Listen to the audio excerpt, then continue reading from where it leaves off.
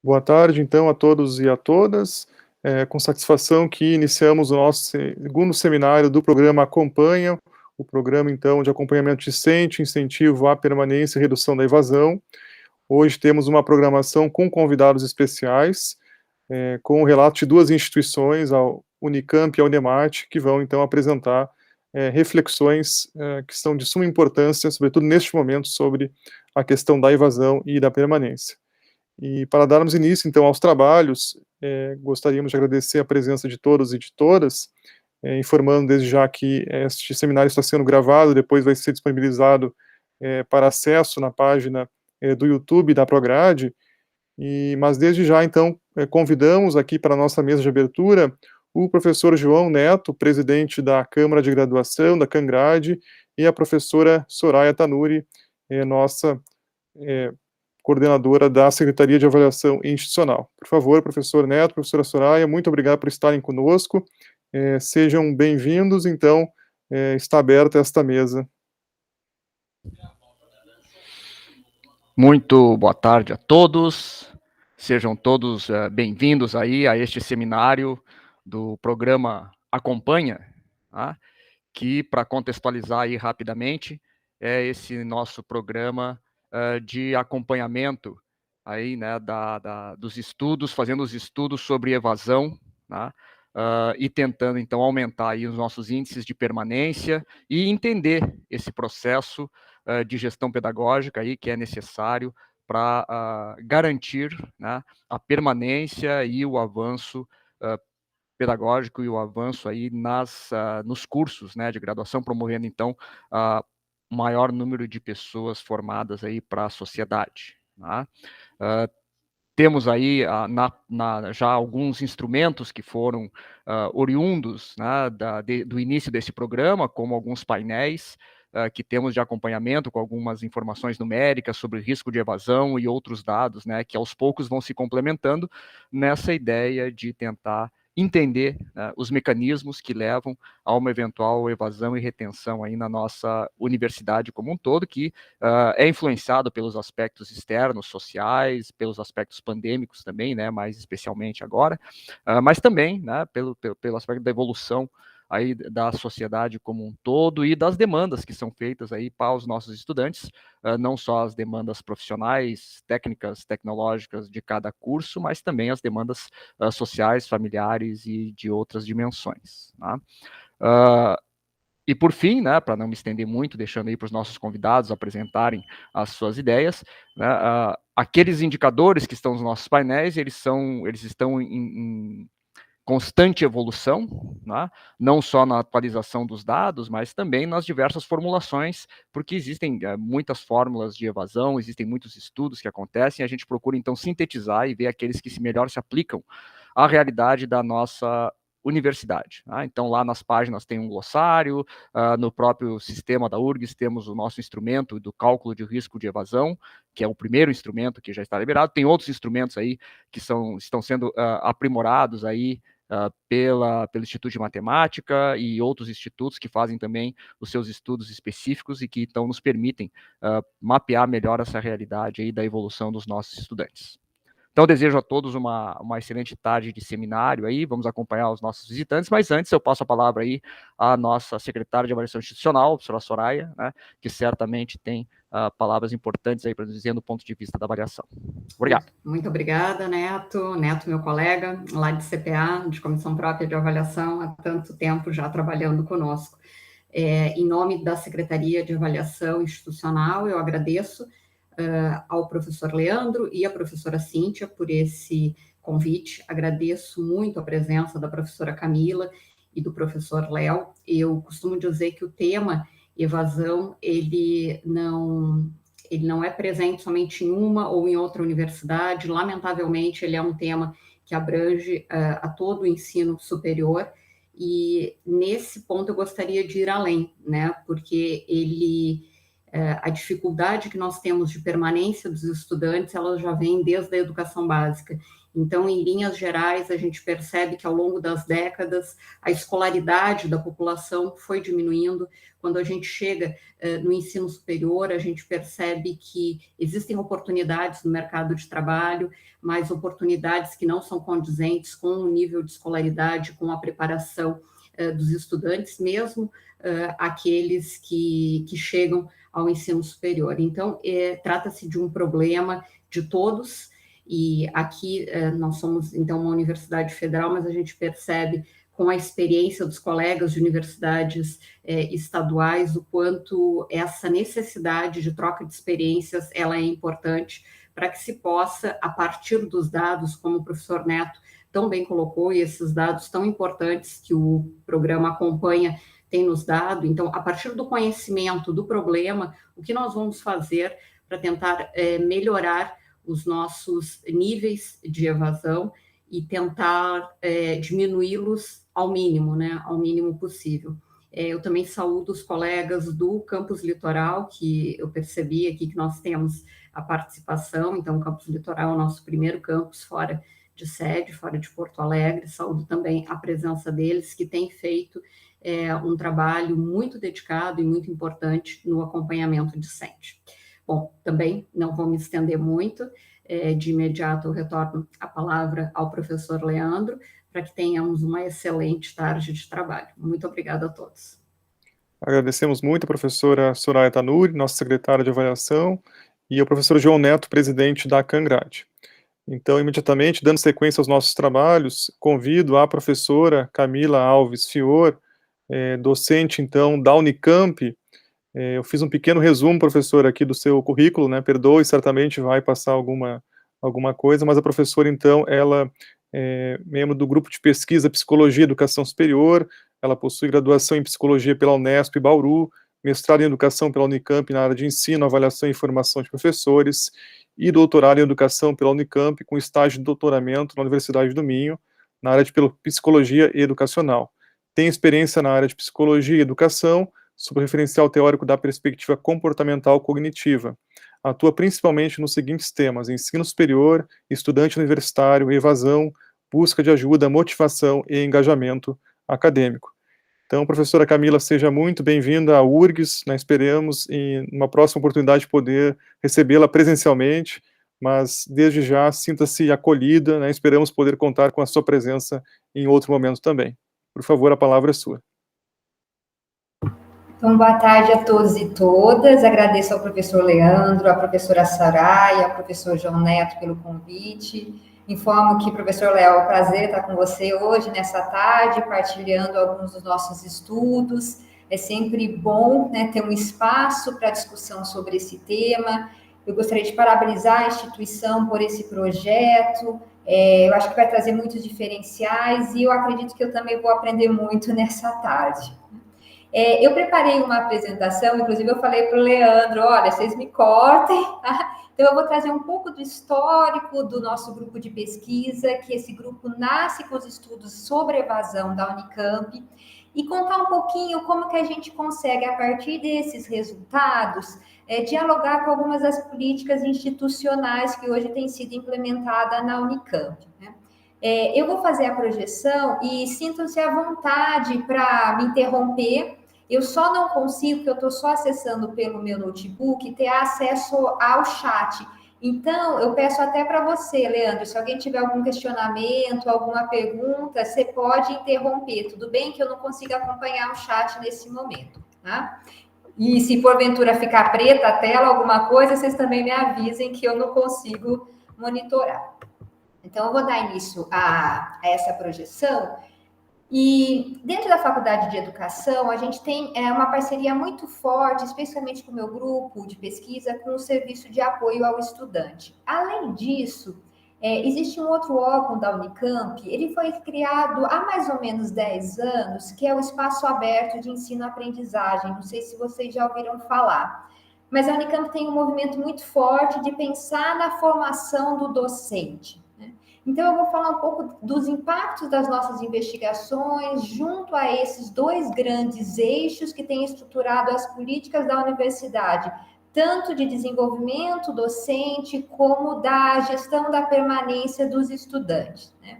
Eu digo isso porque uma das pesquisadoras do nosso grupo, ela permaneceu por 4 anos na gestão do EA2, e nossos egressos do grupo de pesquisa, nossos doutores, hoje têm um espaço grande de trabalho junto ao serviço de apoio ao estudante. Então, na verdade, a gente até considera que o nosso grupo de pesquisa é quase uma extensão do serviço de apoio ao estudante da universidade. Acho que por isso vocês vão perceber uma parceria muito forte nessas questões, tá? Então, como que eu organizei essa fala hoje? Eu vou trazer algumas reflexões iniciais, vou discutir um pouco essa condição do estudante ingressante e a permanência estudantil. Vamos trazer algumas experiências de acompanhamento discente da Unicamp e algumas evidências que nós temos em termos da permanência no contexto da pandemia, né? Quais são as variáveis que possibilitaram uma melhor permanência do estudante e quais variáveis ainda nós precisamos ter um pouco mais de atenção.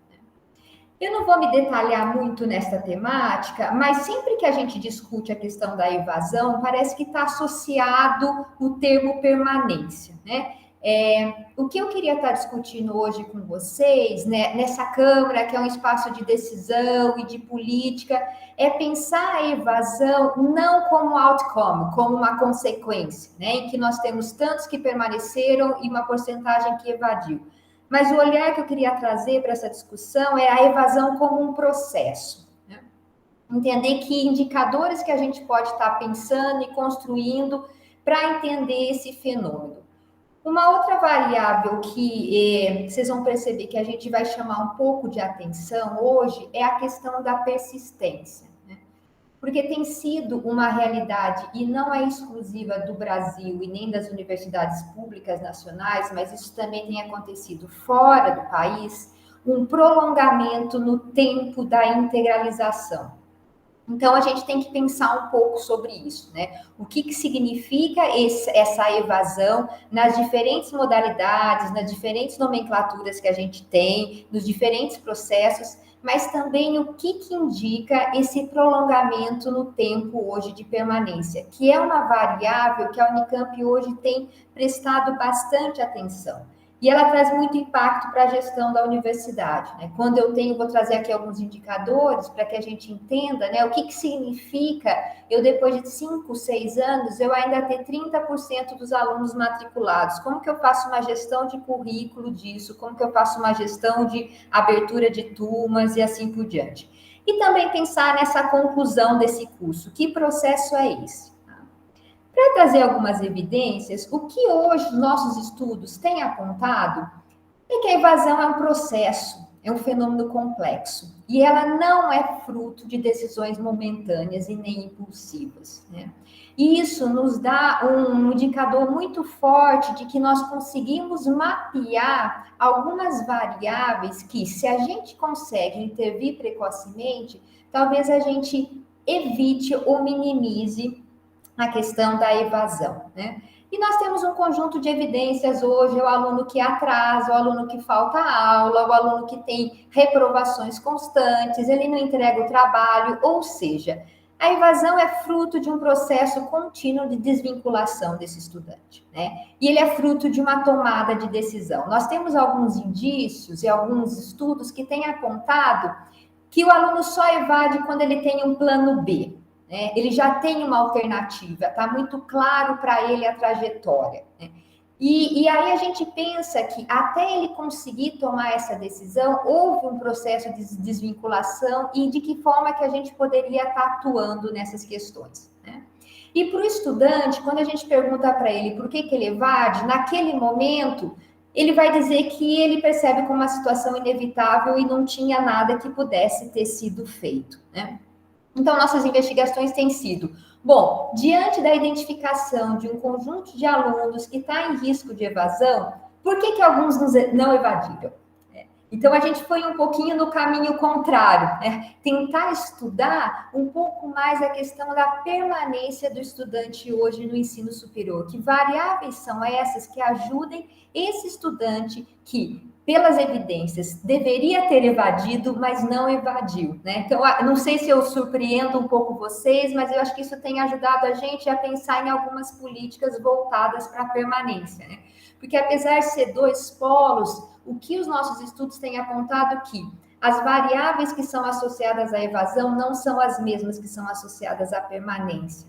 Então, é sempre bom a gente ter que ponto de vista a gente parte. Nós vamos ter que analisar o que tem levado o nosso estudante a permanecer no curso ou o que tem levado o nosso estudante a evadir. E se a gente for estudar a questão da permanência, entender um pouco mais esse processo, né? O que tem levado ele a esse prolongamento nesse prazo de conclusão do curso. Bom, para isso, eu queria chamar a atenção para 3 pontos que eu acho que são fundamentais e ter norteado as políticas na universidade, né? Não podemos perder de vista essa relação entre acesso e permanência, mas é importante a gente ampliar um pouco essa discussão para as finalidades do ensino superior e para a concepção de sucesso acadêmico.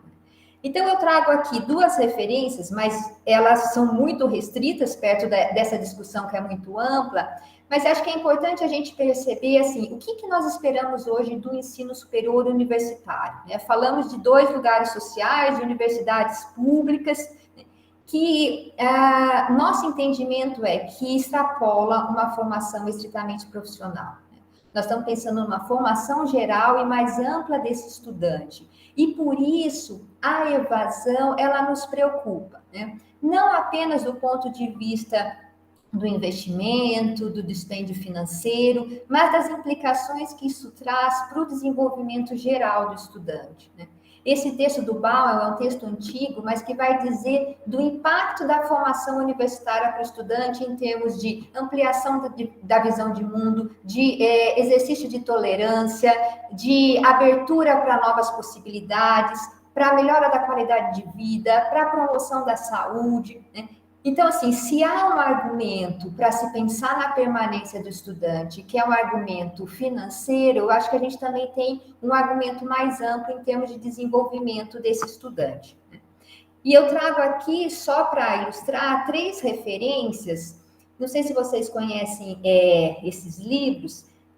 2 deles, um é de 91, outro é de 2005 e outro é de 2016. Eles fazem um grande compilado da literatura, principalmente a norte-americana, sobre quais são as experiências ou como que a vivência universitária impacta o estudante, né?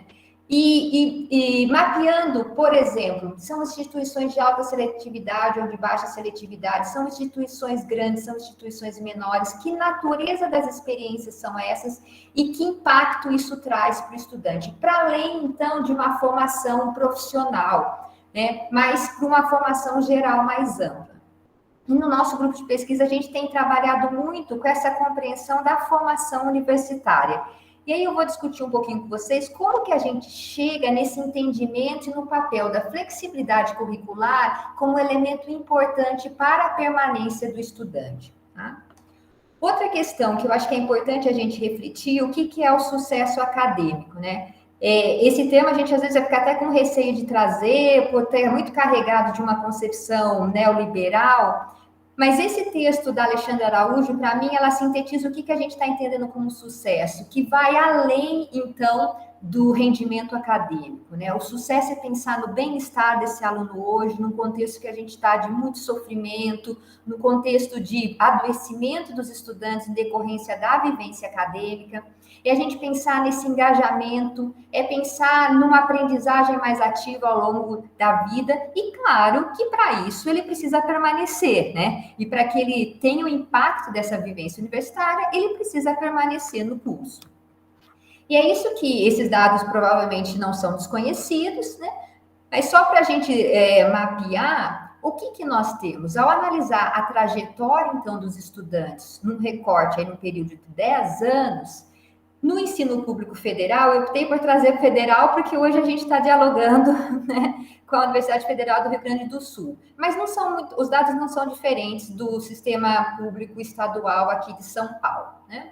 Então, a gente tem, assim, do período de praticamente 10 anos, 46% dos estudantes concluíram, 52% desistiram e 2% ainda permanecem no ensino superior, né? E quando a gente analisa esses dados, essa desistência, ela tem acontecido praticamente até o final do terceiro ano, né?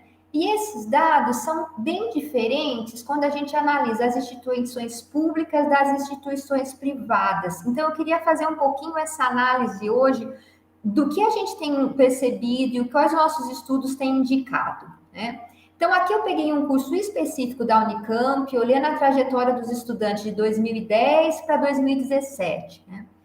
Diferente do que a gente encontra na literatura internacional, a taxa de evasão no primeiro ano, ela é pequena, né?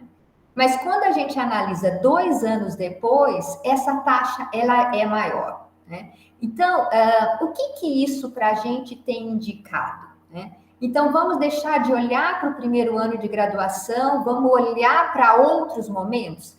Para a gente, não. Para a gente, esses dados têm indicado realmente que a evasão é um processo, né? E que quanto antes eu conseguir identificar as variáveis que estão associadas à mesma e trabalhar na prevenção, eu evito essas variáveis aí de desistência.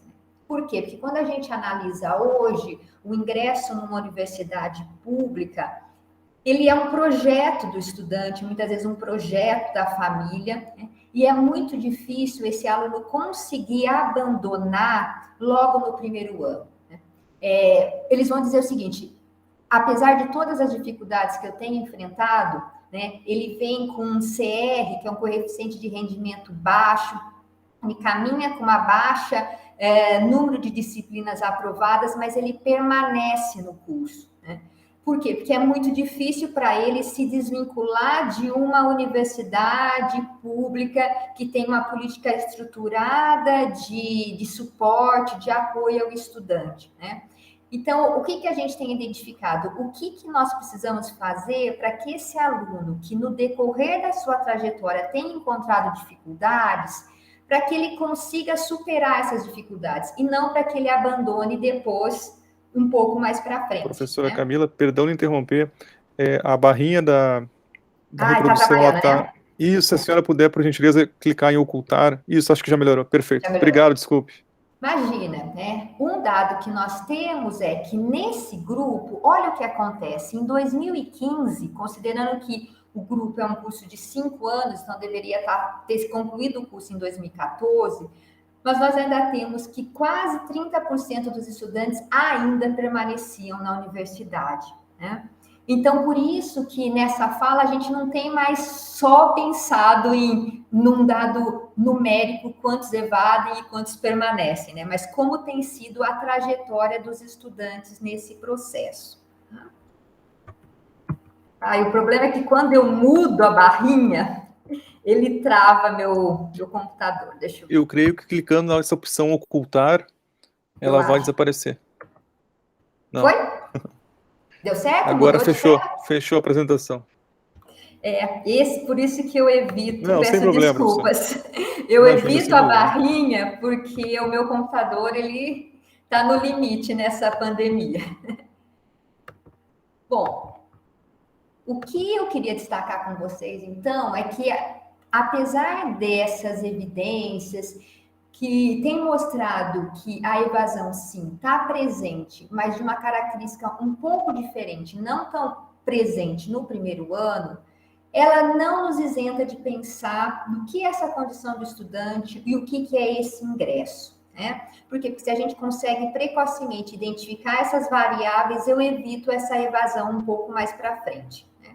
Bom, as variáveis hoje que a gente tem encontrado, a literatura é muito clara do conjunto de dificuldades que o estudante enfrenta, né? De naturezas institucionais, social, de carreira, de estudo-aprendizagem, pessoal, saúde, bem-estar. E veja que aqui, nesse momento, eu vou trazer alguns dados um pouco mais para frente, do número de bolsas, das políticas de assistência, do suporte financeiro para o estudante.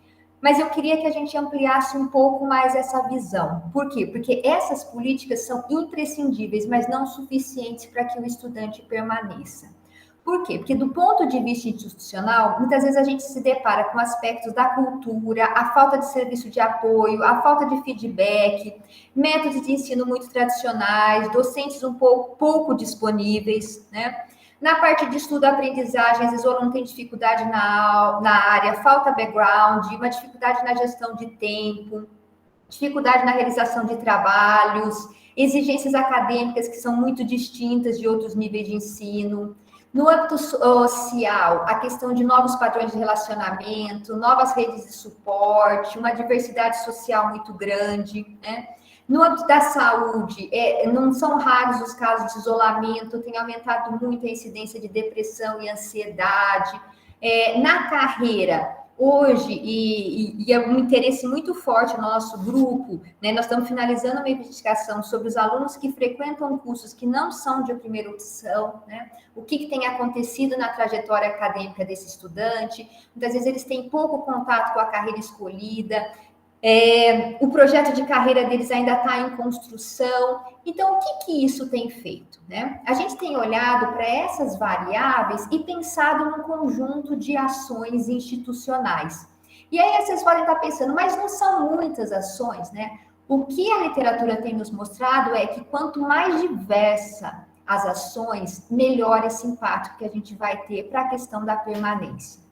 Então, do ponto de vista da Unicamp, eu queria destacar que uma das primeiras ações tem sido olhar para os projetos pedagógicos e para a formação dos professores. Então, tem um programa bem interessante que chama Renova Grade, que tem pensado a renovação mesmo dos projetos pedagógicos, pensando nos novos públicos, nas novas demandas, na nova realidade hoje do ensino superior, né? Então, por exemplo, se os nossos estudos apontam que a flexibilidade curricular ela é imprescindível para o estudante construir um compromisso com o curso, como que isso é possível se eu tenho uma grade curricular com 40 horas de crédito obrigatório? Que hora que ele faz isso, né?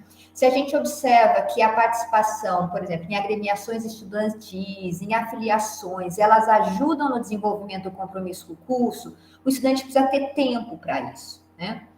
Nós temos um projeto específico que chama Ingressa Grade para os professores dos alunos do primeiro ano de graduação, que vai discutir essas dificuldades, pensar em novas metodologias, pensar em novas estratégias, né?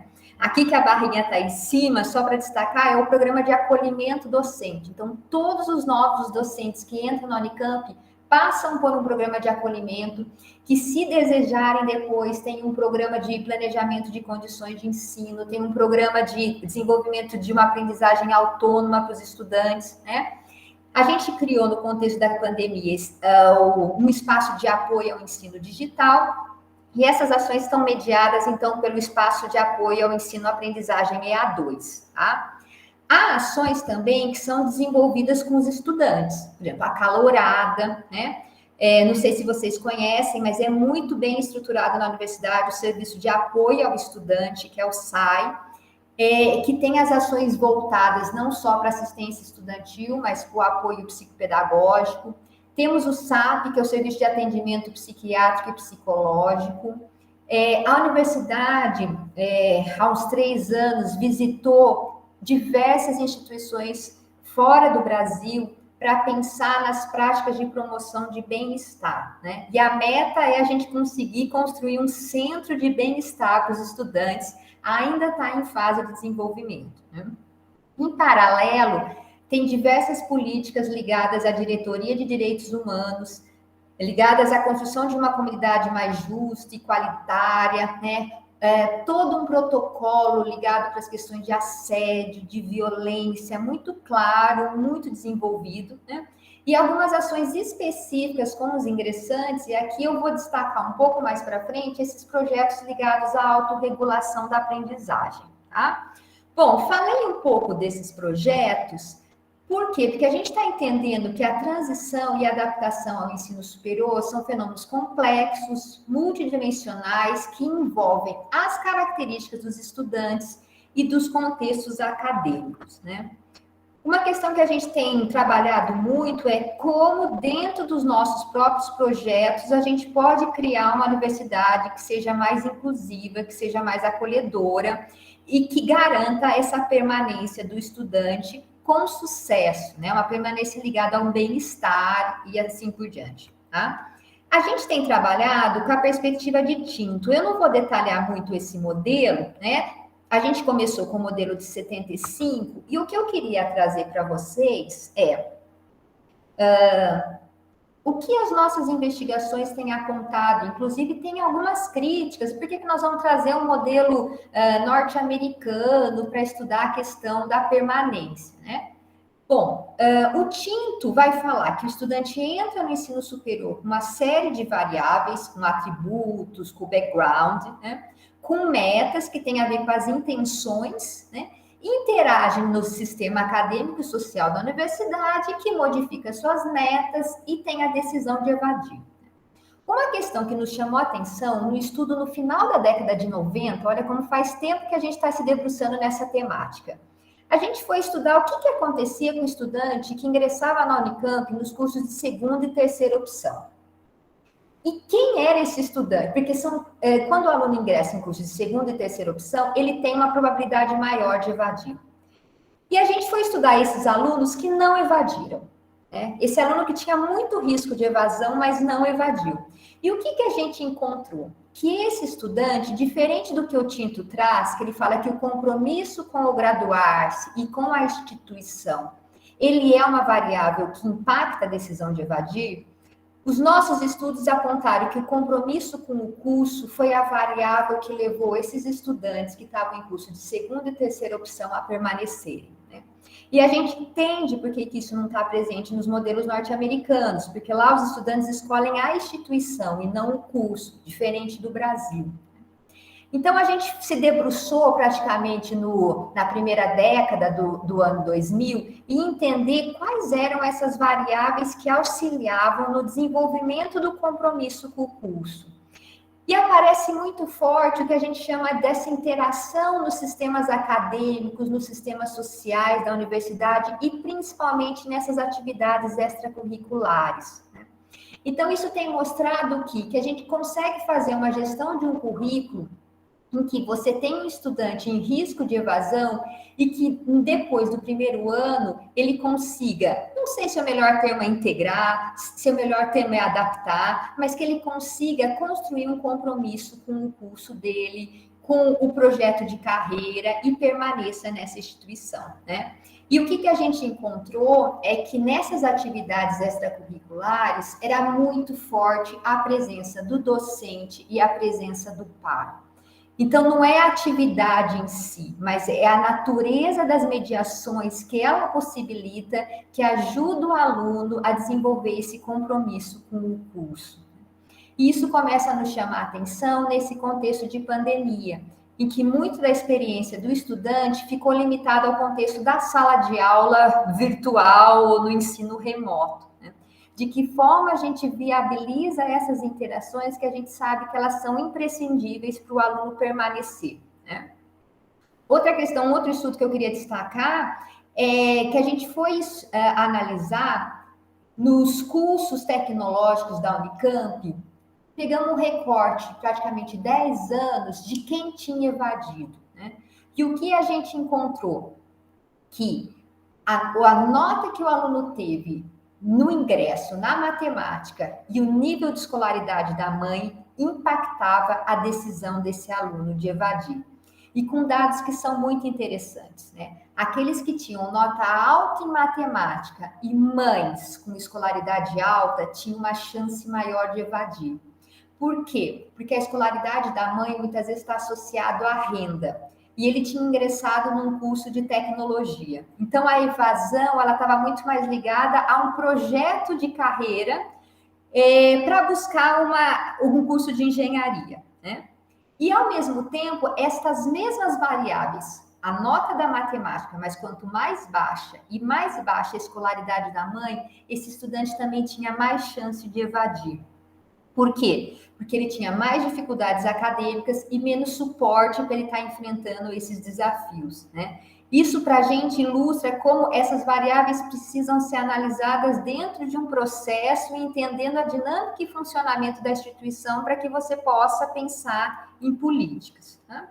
Eu tenho aqui algumas das referências, mas eu não vou me detalhar muito nessas questões, tá? E nem nessas temáticas, se é integração, se é adaptação, né? O que eu gostaria de destacar, pode ser que ele trave novamente, é que o Tinto tem chamado a questão, depois de 40 anos que ele propôs o modelo, para 3 variáveis de natureza psicológica que impactam a permanência, que é a questão da autoeficácia, o senso de pertencimento e a percepção da relevância de currículo.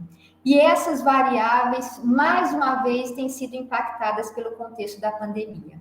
Então, se o aluno percebe a relevância do que ele está estudando para um projeto de carreira dele, para um projeto de vida, ele tem maior motivação e mais chance de permanecer. Se o aluno se sente pertencente à universidade, também, né? E aí a gente se questiona como que num contexto de ensino remoto, em que nós temos um grupo de estudantes que nunca esteve presencialmente na universidade, como que se pode ser construído esse senso de pertencimento?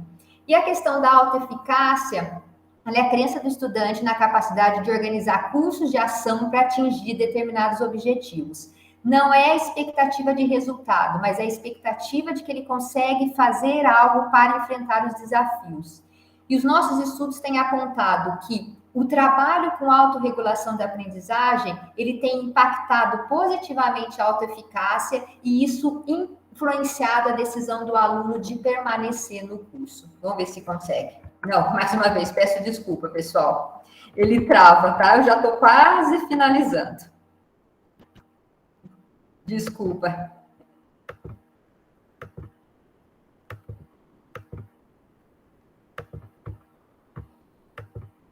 Bom, uma variável que eu gostaria de destacar é que não são poucos os estudos sobre evasão, né? Que têm apontado o impacto das notas anteriores como um dos maiores preditivos, a questão de outras variáveis na permanência, né?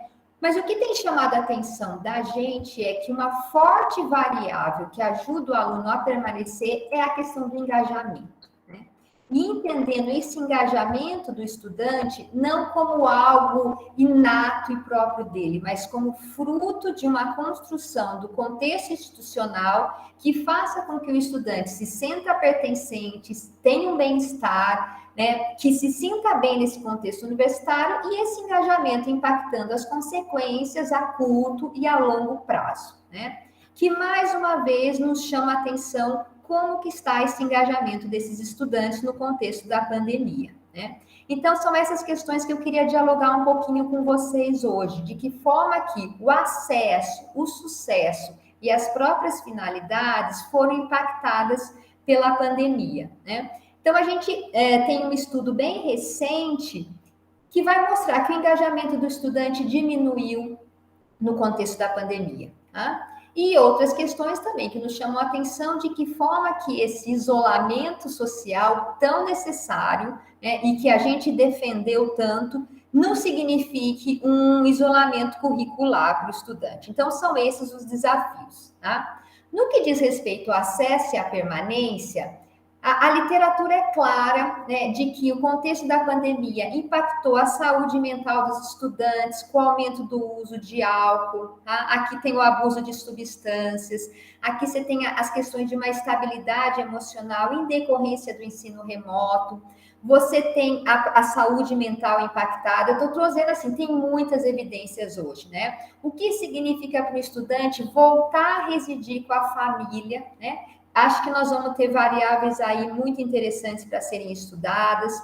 Esse estudo da Carru parece que nós estamos lendo uma investigação nacional, né, que mostra como foi difícil para o estudante, mas também mostra como que alguns desafios foram superados.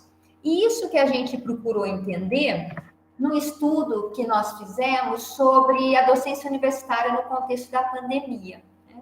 Então, assim, entendendo que a gente tem que fazer a leitura desse trabalho com cuidado, porque o professor ficou muito, mas muito sobrecarregado no contexto da pandemia, A gente identificou nesse estudo que para os ingressantes, as adaptações e as decisões pedagógicas do docente tiveram impacto muito forte para que esse aluno permanecesse, né?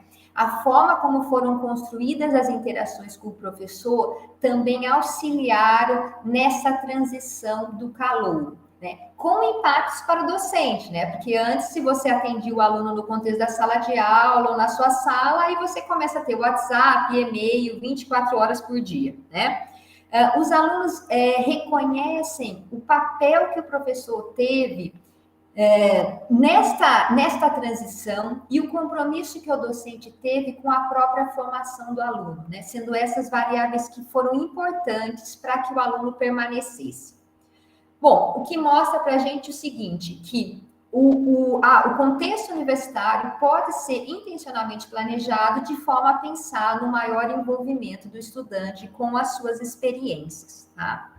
Nós fizemos outras investigações que têm apontado que essa diversidade de condições materiais e subjetivas dos estudantes tem impactado, sim, na permanência. A questão do senso de pertencimento é algo que nos preocupou muito com os ingressantes de 2020, nos fez ter ações muito diferentes em 2021, né? Em 2020, parece que a preocupação era muito maior, o que fazer com a adaptação do ensino remoto, e parece que quem é o estudante não estava muito em foco. Aí, em 2021, a gente desenvolveu um conjunto de ações pensando realmente em como construir esse senso de pertencimento para os alunos, tá? Mas, mesmo assim, eu vou trazer aqui uma outra investigação que nós acabamos de apresentar, que ela vai trazer o seguinte, que esses estudantes, o contexto da pandemia, ele ampliou as diferenças que nós tínhamos, né? Então, o background do estudante tem um impacto muito grande na adaptação que ele teve ao estudo, e isso impactando a percepção de rendimento acadêmico, né? Então, a gente encontrou uma diferença grande entre os estudantes egressos de escolas públicas e estudantes egressos de escolas privadas, com os egressos de escolas públicas com mais dificuldade na adaptação ao estudo. Outra questão que foi muito forte e associada ao trancamento e ao reingresso no ano de 2020 foi a forte expectativa que o aluno tinha com a formação universitária, né? Então, por achar que a pandemia fosse muito breve, eles optaram por trancar o primeiro semestre na tentativa de frequentar presencialmente a instituição. E também nos chama a atenção que esse aluno teve uma dificuldade muito grande com acesso às tecnologias. Não é só acesso ao equipamento, mas é como utilizá-la, né? E isso levando ao trancamento também de matrícula. Bom, falando um pouquinho da Unicamp, o que nós temos hoje? Por volta de 20 mil alunos matriculados, né? Um programa amplo de assistência estudantil com uma diversidade de bolsas, né? Na ordem, né, esse programa de assistência e permanência estudantil está na ordem de 77 milhões despendidos no ano de 2021, com aporte financeiro, aporte de recurso maior agora que houve do governo estadual, principalmente para a questão da moradia estudantil, tá?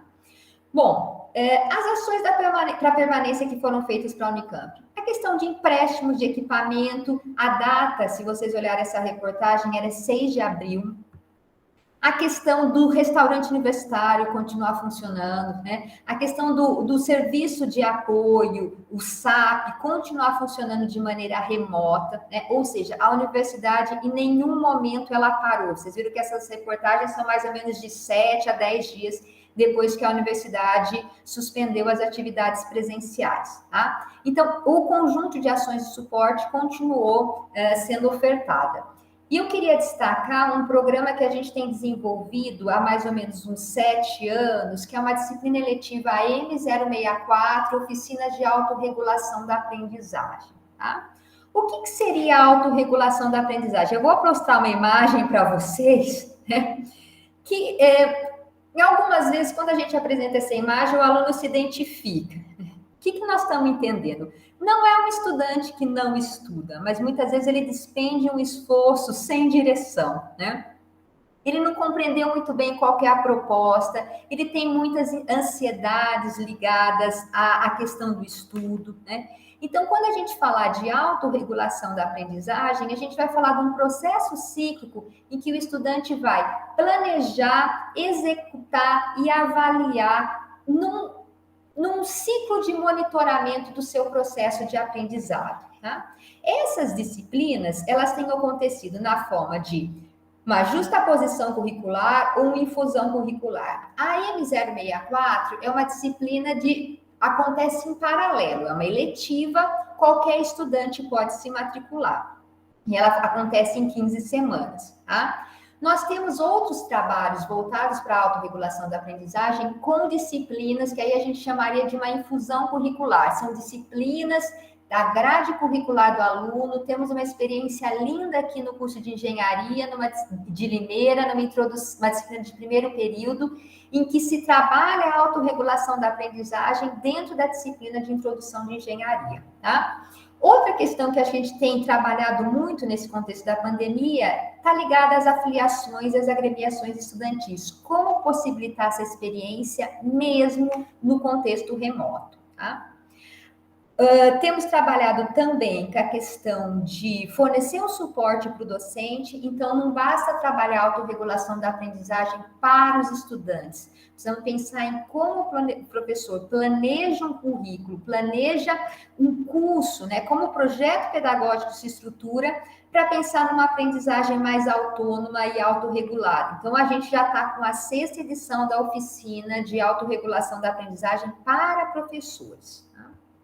Bom, de maneira forte entrou em 2021 a questão da mentoria, né? Um programa de suporte, de acolhimento aos ingressantes, né? Bom, já falei bastante, né? O que nós temos aí de caminhos, de limites e novas possibilidades? O que a gente tem pensado? A gente tem que reconhecer que muitos dos nossos estudos, eles têm limites hoje. Limites na composição da amostra, nos instrumentos e na análise, né? Nós entendemos a pandemia pelo aluno que se dispôs a falar dela, que tinha condições psicológicas para falar dela e que tinha equipamentos e que não tinha limites para conseguir falar da pandemia. Nós não conhecemos hoje como todos os estudantes viveram a questão da pandemia. Eu acho que isso é importante, né? O que nós temos, né? A gente está um pouco ciente de que o bem-estar e a saúde mental vai ter que ser a nossa meta para 2022, né? E não só olhando o corpo discente, mas os docentes e o corpo técnico administrativo. Nós estamos em fase de implementação de um espaço de acolhimento em 3 unidades pilotos da universidade para ter esse suporte num processo de retorno presencial, né? E também como pensar na adaptação ao ensino superior de estudantes ingressantes de 2022, ingressantes de 2021 e ingressantes de 2020, né? Como que é um aluno que está no 3º ano, mas que vai pela primeira vez entrar na universidade, conhecer esse espaço, né? Estou dizendo isso porque tem algumas investigações que têm apontado que o ingressante parece preferir muito mais o ensino remoto emergencial do que o presencial. Acho muito engraçado esse estudo, porque esse aluno nunca teve o presencial na universidade, né?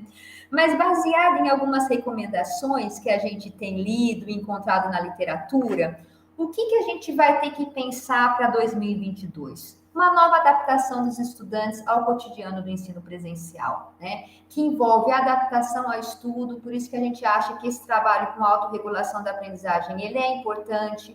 Como construir esse senso de pertencimento e como está fazendo um trabalho de acompanhamento e suporte para a saúde mental dos estudantes, tá? Uma outra questão como a gente pode viabilizar que esse aluno conheça o que a gente chama de currículo oculto do ensino superior, né? Que é aquilo que a gente só conhece quando a gente vive integralmente a universidade.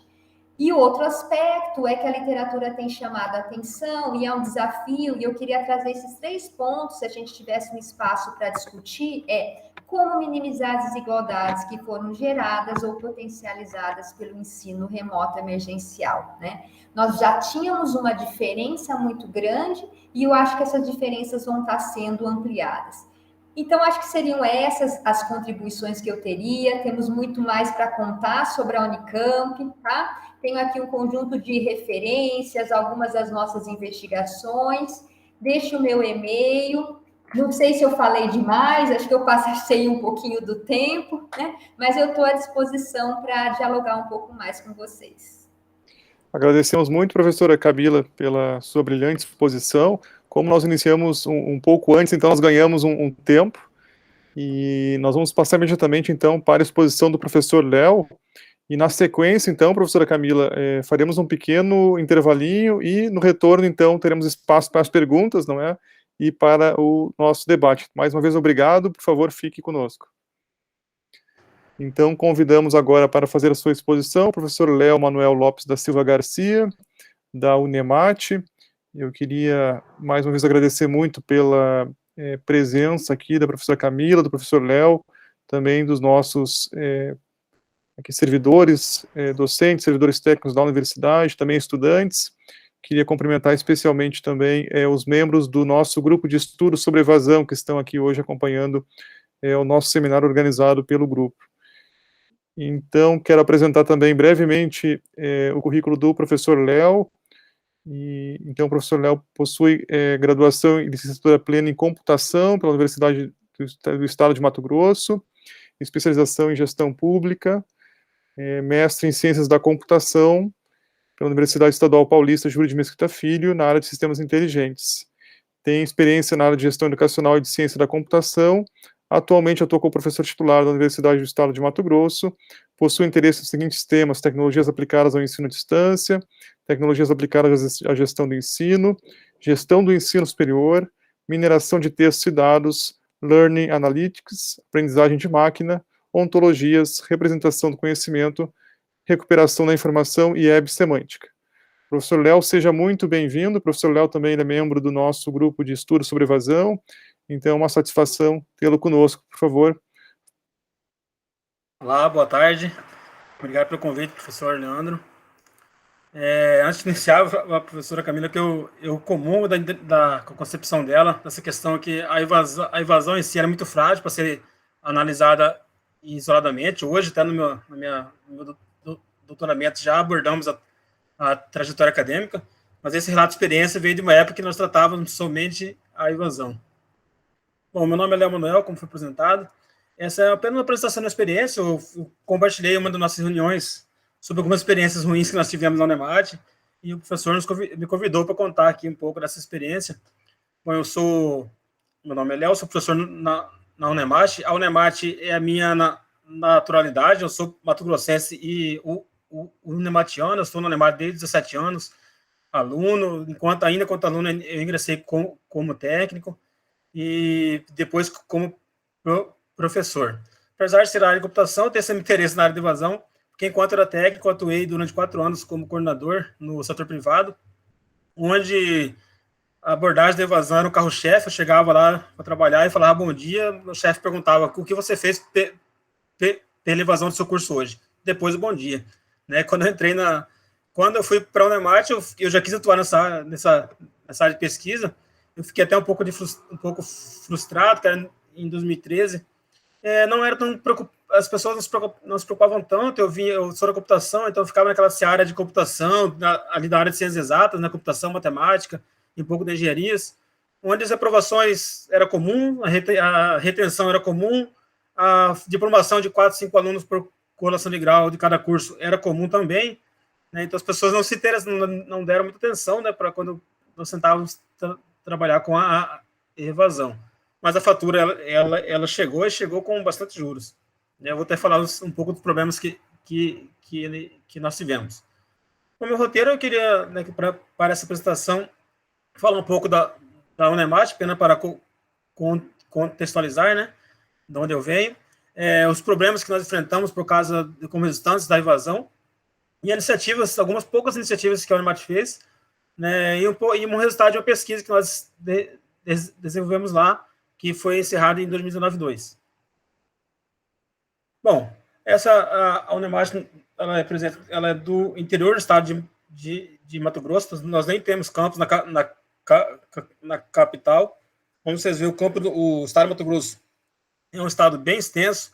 A Unemate ela é voltada para o público do interior. Ela nasceu aqui no campus 4, aqui número 4, que é o campus de Cáceres, é de onde eu sou, né, que é na fronteira com a Bolívia, e com o tempo ela foi expandindo por várias cidades. Foi uma expansão até que gera muitos problemas até hoje, foi uma expansão uma fase desorganizada, mas uma fase necessária, né, porque acabou que expandiu o campus um perto do outro, os cursos ficaram espalhados, não tem um centro de referência, não tem um campus sobre a área de saúde, outro campo de engenharia. Os cursos estão pulverizados em vários campos. Mas foi necessário, pelas características do estado, é um estado muito extenso, com cidades muito pequenas. Então, nós temos campos em cidade com 30 mil habitantes, 40 mil habitantes, 20 mil habitantes. É bem comum isso. São cidades sem filhos, né? Eu escutei essa expressão de uma mãe, quando eu fui participar da instalação de um campus de um polo EAD, ela disse que a cidade dela era uma cidade sem filhos, porque os filhos eles não ficavam lá na cidade. Os filhos saíam para estudar fora e nunca mais voltavam. Então, quem ficava na cidade, as pessoas que não conseguiam, não tinham condições de fazer o ensino superior. Então, a Unemate tem esse papel de suprir essa demanda aí do interior do estado de Mato Grosso. Além da modalidade de oferta contínua, nós também atuamos, né, claro, na modalidade EAD e turmas especiais. Aquelas turmas hoje é um grande sucesso lá, são turmas que iniciam, né, são turmas únicas que iniciam em uma cidade, em um polo, encerrou aquela turma, não tem mais. Então, tem vários núcleos hoje, no qual nós conseguimos atingir uma área maior do estado. Você tem uma ideia da expansão, né? Não sei se você já conhece. Então, teve a professora de Campinas, eu lembrei que uma vez nós tivemos um palestrante de uma cidade próxima de Campinas, não lembro o nome, é alguma coisa com vinho, acho que é Vinhedo, acho que é isso, se a pessoa puder me confirmar se existe essa cidade aí. E ele adiantou o voo. É pertinho de Campinas. E ele adiantou o voo e falou, beleza, nós vamos te buscar na cidade de Cáceres, 200 quilômetros de Cuiabá. E nesse caminho nós ficamos sem contato. Ele não tinha como falar, né? O celular, ele ligava, dava desligado, fora de área, não recebia mensagem. Nós chegamos lá e estava muito bravo, ele ficou muito enfurecido mesmo, porque nós deixamos ele no vácuo durante 2 horas. Aí ele já tinha ido pegar um táxi, foi para um hotel e falou que não ia dar palestra e que ia ficar no hotel até dar a passagem de volta. Depois de muita conversa, ele resolveu ir. Aí, quando ele entrou no carro e saiu de Cuiabá, que é a capital, para ir para a cidade de Cáceres, 200 quilômetros, sem nenhuma cidade no meio, né, sem nenhum sinal de celular, só um posto de gasolina bem na metade, que se você não abastece, é perigoso você não chegar. Aí ele entendeu que estava no Mato Grosso, entendeu que é uma situação diferente dos estados, né, dos estados do Sudeste. Então, essa é a extensão do nosso estado. Então, alguns polos, eu conheci todos os regulares, são 2 dias de viagem para chegar dentro do estado. Então, em números, nós temos aí em oferta de graduação 60 cursos de oferta contínua, então são os cursos regulares, mais 45 turmas especiais, que variam sempre, né? Isso vai variando, acaba uma, não é certeza que inicia outra. A modalidade EAD é toda na plataforma Web, nós não temos cursos mantidos só pela Unemate. Professores efetivos hoje, isso eu peguei do anuário estatístico do ano passado, tá? 785 e nosso um número muito assustador de 569 professores contratados, e é quase a mesma proporção. Não era para ter, né? Para ser a maioria efetivos. E um total de 742 técnicos, sendo 149 contratados. Então, de alunos, juntando aí só de graduação, tá? Eu não coloquei aqui especialização, nem mestrado, nem doutorado. Colocando a oferta regular EAD, turmas especiais. E indígenas, temos um 3º grau indígenas. O Mato Grosso é um estado que tem uma população indígena muito grande, né, e no total de 20 mil alunos matriculados, segundo o anuário estatístico da instituição do ano passado. Então, nós temos problemas com a evasão e baixa procura. Como eu falei para vocês, primeiro na minha área que eu atuava, com quem eu conversava da minha área das ciências exatas, engenharias, a evasão não era vista como problema, que era meio comum, eles achavam comum aquilo, mas em outras áreas não sei, mas quando chegou o problema, bateu de frente, foi bem grave. Eu já era professor. Então, os problemas comuns, né? A baixa concorrência além da evasão, nós temos problema lá com baixa procura, porque nós, como falei para você, nós expandimos e temos campos instalados em cidades com poucos habitantes. Então, nós temos vestibulares com baixa concorrência, 2 por 1, 1 por 1, ou nenhuma concorrência, tem vezes que tem 0, alguma coisa de concorrência, estou vendo o tempo aqui, de concorrência. Então, baixa taxa de diplomação e a diplomação tardia, que é algo comum, né, que todas as instituições têm reflexo nisso quando se tem um problema de evasão. Professor Léo, sim. Desculpe interrompê-lo, mas nós estamos enxergando apenas o primeiro slide da apresentação. Não sei se está sendo compartilhado na janela correta. Tá e agora? Nada? Não mudou nada? Agora mudou para uma outra janela, mas eu acho que está sendo apresentada a tela de desenvolvimento do PowerPoint, não a de apresentação do PowerPoint. Tá, deixa eu ver se eu consigo mudar aqui, então.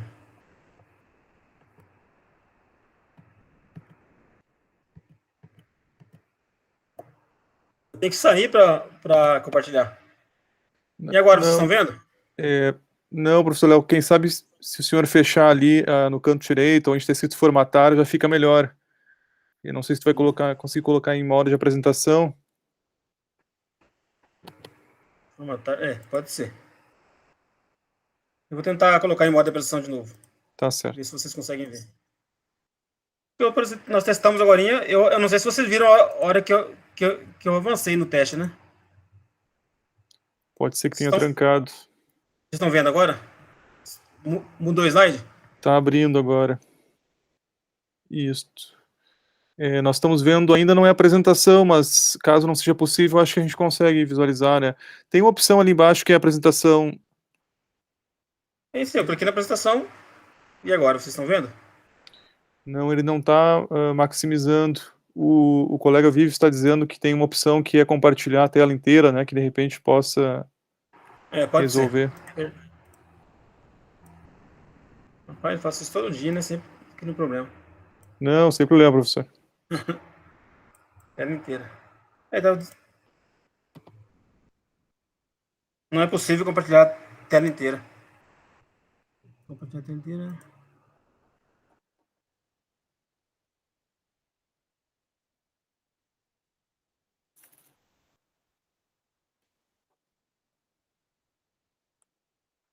Não, mas do contrário, daquela forma a gente consegue ver. Agora que está passando os slides. Só o som agora, professor. Perdemos o som. Não sei se...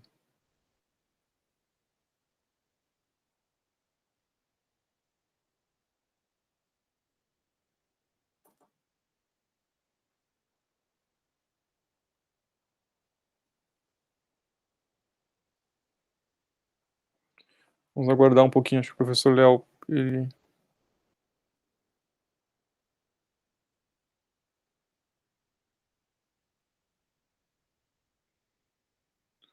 O microfone... E agora, estão me escutando? Agora sim. Eu vou compartilhar eu saí e voltei. Agora sim, Léo, perfeito. Acho que você estava no primeiro aqui ainda. Isso. Eu fui falando agora da extensão, tá okay. Né? Eu vou avançar, senão o tempo foi... A extensão que eu queria mostrar era essa, né?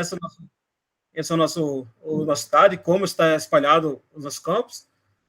A sede aqui, número 4, aqui na base, é a fronteira com a Bolívia. A cidade de Cáceres. Aqui, aqui é o mapa mostrando, além dos campos de oferta contínua, mas onde tem polo AB e também onde tem turmas especiais.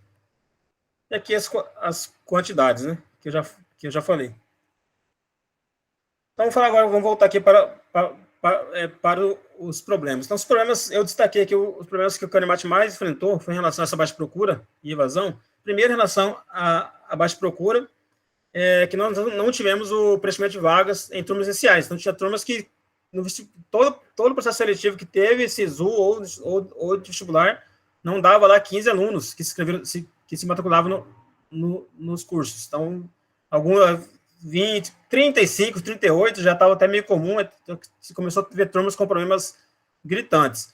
Aí essas turmas já entravam, mais com a evasão, chegou em algumas fases avançadas, professores que tinham cadeira em disciplinas do 7º semestre, 6º, não tinha disciplinas, porque pela normatização da Unemat só pode dar aula acima de 5 alunos matriculados. Quando estava menos de 5, não tinha como ofertar aquela disciplina.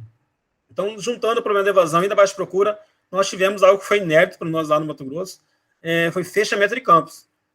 Nós fechamos 2 campos da Unemat, eles tiveram que ser encerrados, porque não tinha demanda, não tinha mais alunos entrando, os alunos que entravam estavam evadindo, tinha buracos entre as turmas, tem a turma que entrou lá em um semestre, tem turmas que se fosse para procurar ela, depois de 2 anos, não tinha mais nenhum aluno daquela turma ingressante. Então, teve um campus de co-líder, o campus foi encerrado, não tem como fechar os cursos, esses professores são concursados, né?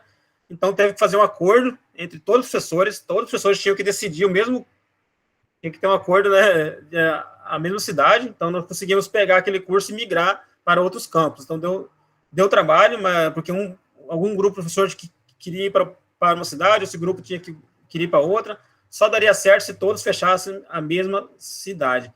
E tentamos até ficar um tempo a mais na cidade, mas não teve jeito. Teve que encerrar os campos. Então, um campus de co-líder tinha 2 cursos só, ele foi para o campus Sinop, uma cidade maior, e outra cidade chamada Alto Araguaia tinha 2 cursos também, um foi para outro campus de Tangará, e outro abriu outro campus em uma cidade nova, em uma cidade maior. Então, nós tivemos problema de encerramento mesmo, de fechamento de campus na Unemat.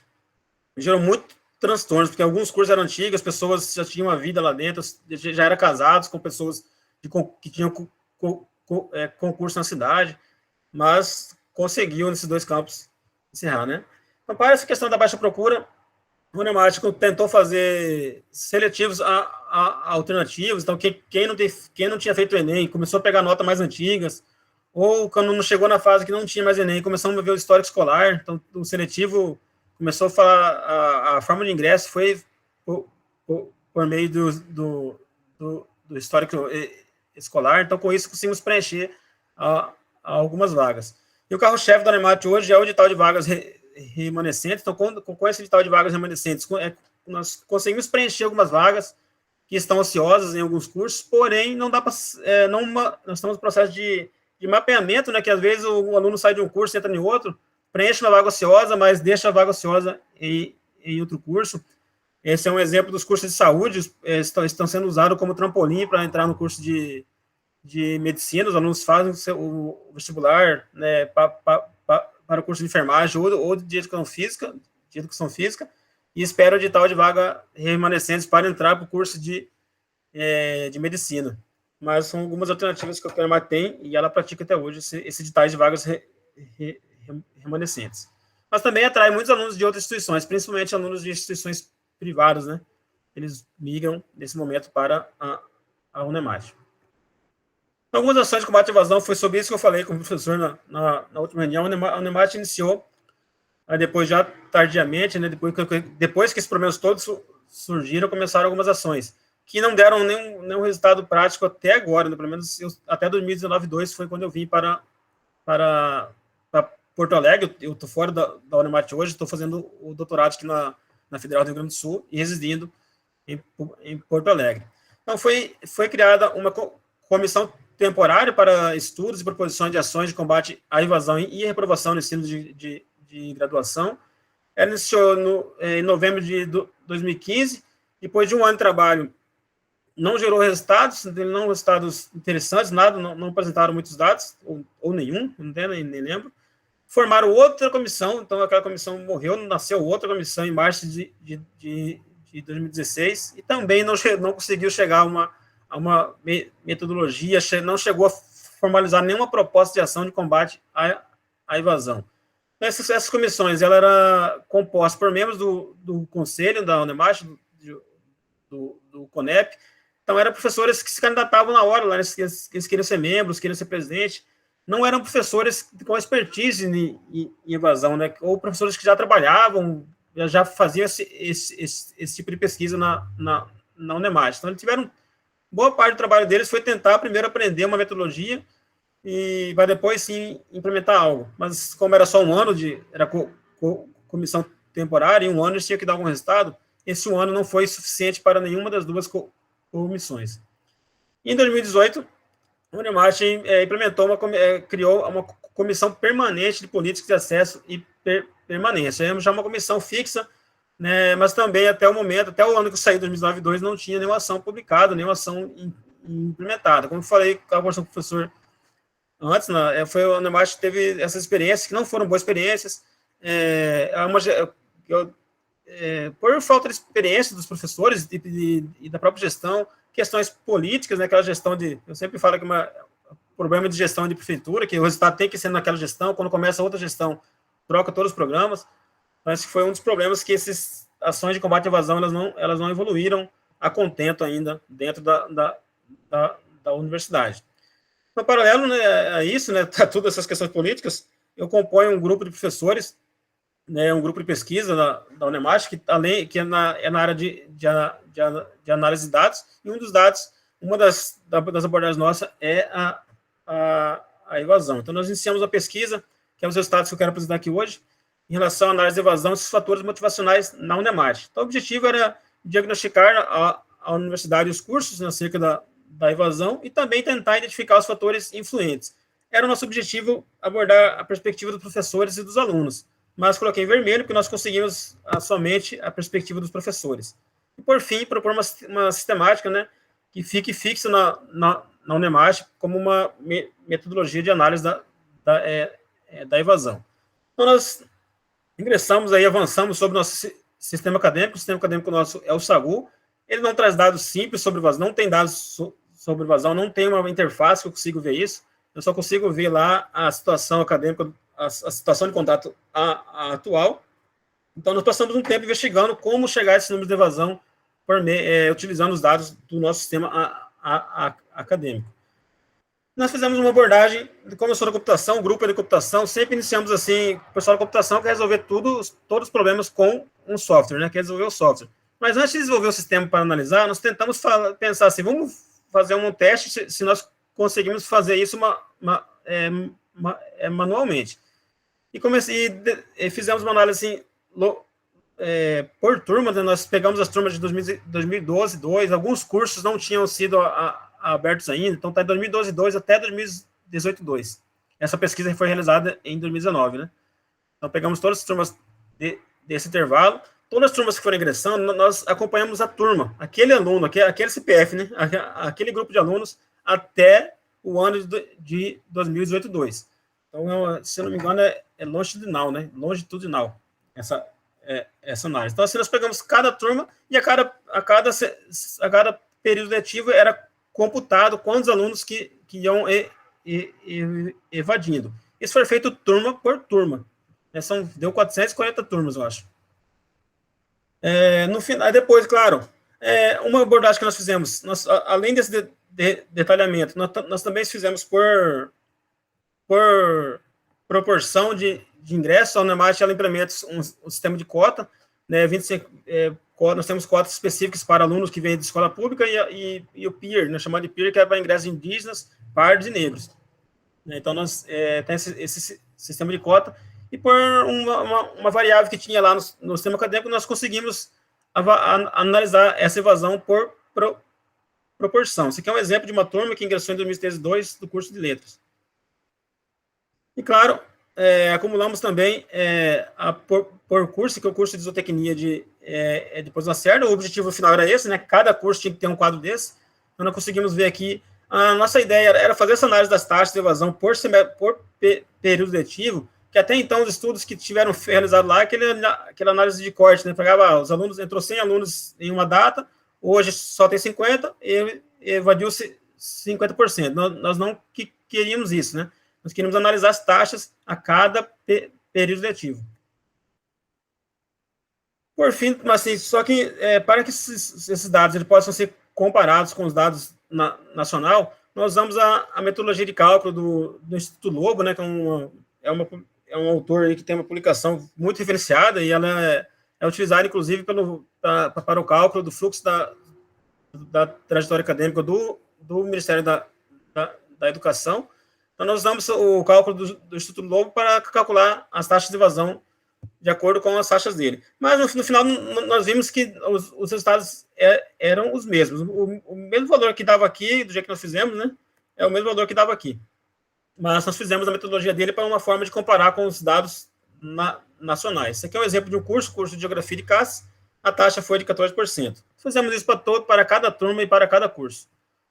E isso foi a evasão da Unemat completa, né? Então, a Unemat, desde esse período, ingressou 19.990 alunos e evadiu aí 8.000 alunos, né? 40%. As taxas de evasões de cada período letivo são essas, mas vamos mostrar aqui a taxa por proporção. Não teve muita diferença, inclusive aqui na Unemat como um todos, a ampla concorrência teve mais evasão do que a escola pública e do que o PIR. Então, os cotistas tiveram um desempenho melhor em relação à evasão. Porém, se nós olharmos aqui embaixo, em relação à diplomação, os cotistas têm a diplomação bem mais baixa em relação aos alunos da ampla concorrência. Aí também calculamos as taxas da Unemat, né, usando a metodologia Lobo. A taxa da Unemat é uma taxa relativamente baixa, de 10%, mas é claro que essa é uma média. Tem curso que tem 30% de taxa de evasão, então cada semestre letivo 30% dos alunos saem daquele curso. É 29, alguma coisa, né? Mas é uma taxa média da Unemat foi essa. Por fase letiva, né? Essa é considerada a fase letiva do aluno, então levando em consideração quando ele ingressa no curso, então refletiu o que se diz, né, aquela questão da evasão das primeiras fases, diferente do que o professor encontrou, né, mas aqui deu que nas primeiras fases foi de 21%, depois vai diminuindo ao longo dos anos. E nós temos aqui as taxas de evasão, e depois nós tentamos realizar múltiplos filtros, né, e acumulados. Nós fizemos por licenciatura, cursos diurnos, cursos noturnos, licenciatura e bacharelado, no caso, mas não teve muita diferença nas taxas de evasão, ficava sempre na média. As diferenças elas surgiram nas áreas do conhecimento. Então, nas áreas do conhecimento já começou a dar uma diferença bem gritante. Então, as áreas de ciências exatas é a área de ciência dos cursos, né, que mais tem a taxa de evasão mais elevada, deu de 24%, seguido de ciência biológica, linguística. A última aqui é interessante, as áreas de saúde. Depois eu vou te dizer porque eu vou falar na frente outro dado, porque eu achei interessante isso. Os cursos da área de saúde é o que menos tem a menor taxa de evasão. Aí vamos ver aqui os cursos. Só separei aqui para testar, só para a gente ver um recorte. Quais são os cursos com as maiores taxas de evasão? Então, tem os cursos de matemática da cidade de Sinop, a taxa de evasão que eu falei de 29%, alguns cursos com 28%. Nós que aqui entre os 10 cursos com a evasão mais alta, todos os cursos de matemática estão aqui e todos os cursos de computação estão aqui. 3 cursos de computação e um curso de sistema de informação. Então, essa nossa área de ciências exatas ela é gritante, esse problema da evasão. E o curso que fechou, os dois cursos, o campus que fechou, os 2 cursos deles estão aqui, Sistema de Informação e de Geografia. E também aqui tem os cursos que com a menor taxa de evasão. Como eu tirei o recorde da lista, a ordem aqui, certo de ver, é de baixo para cima, né? Então, nós temos aqui o curso de Agronomia de Nova Mutum, como curso que menos tem evasão. E perceba que entre os cursos com a menor taxa de evasão, não tem nenhum curso da área de enfermagem. Nós temos 4 cursos de enfermagem. Tem apenas um curso aqui da área de saúde, que é educação física. Porém, a área de saúde foi a área com menos, com a menor evasão. Isso acontece, então foi observar, acontece porque eles têm uma média, tem uma constância. Mas nós temos 4 cursos de agronomia, por exemplo, e aqui nós temos 3 com as menores taxas de evasão. Mas um deles está lá em cima com uma taxa de evasão muito alta. Então, acabou que levou a área de agrárias para uma situação, para uma área com uma taxa maior de evasão do que o curso de saúde. Então, foi bem interessante isso aqui, para nós observarmos o problema de alguns cursos. Porque dos 4 cursos de todos os cursos de agronomia, 3 estão aqui com menor taxa e um está com alta taxa, né? aquele curso lá está enfrentando algum problema sazonal, um problema local, que deve ser investigado. E também aconteceu o inverso, tem vários cursos de administração também, tem 2 aqui, tem outros cursos de administração na instituição, são 5 cursos, os outros 3 estão com alta taxa de evasão, então são esses 2 casos, então, são casos de sucesso, né?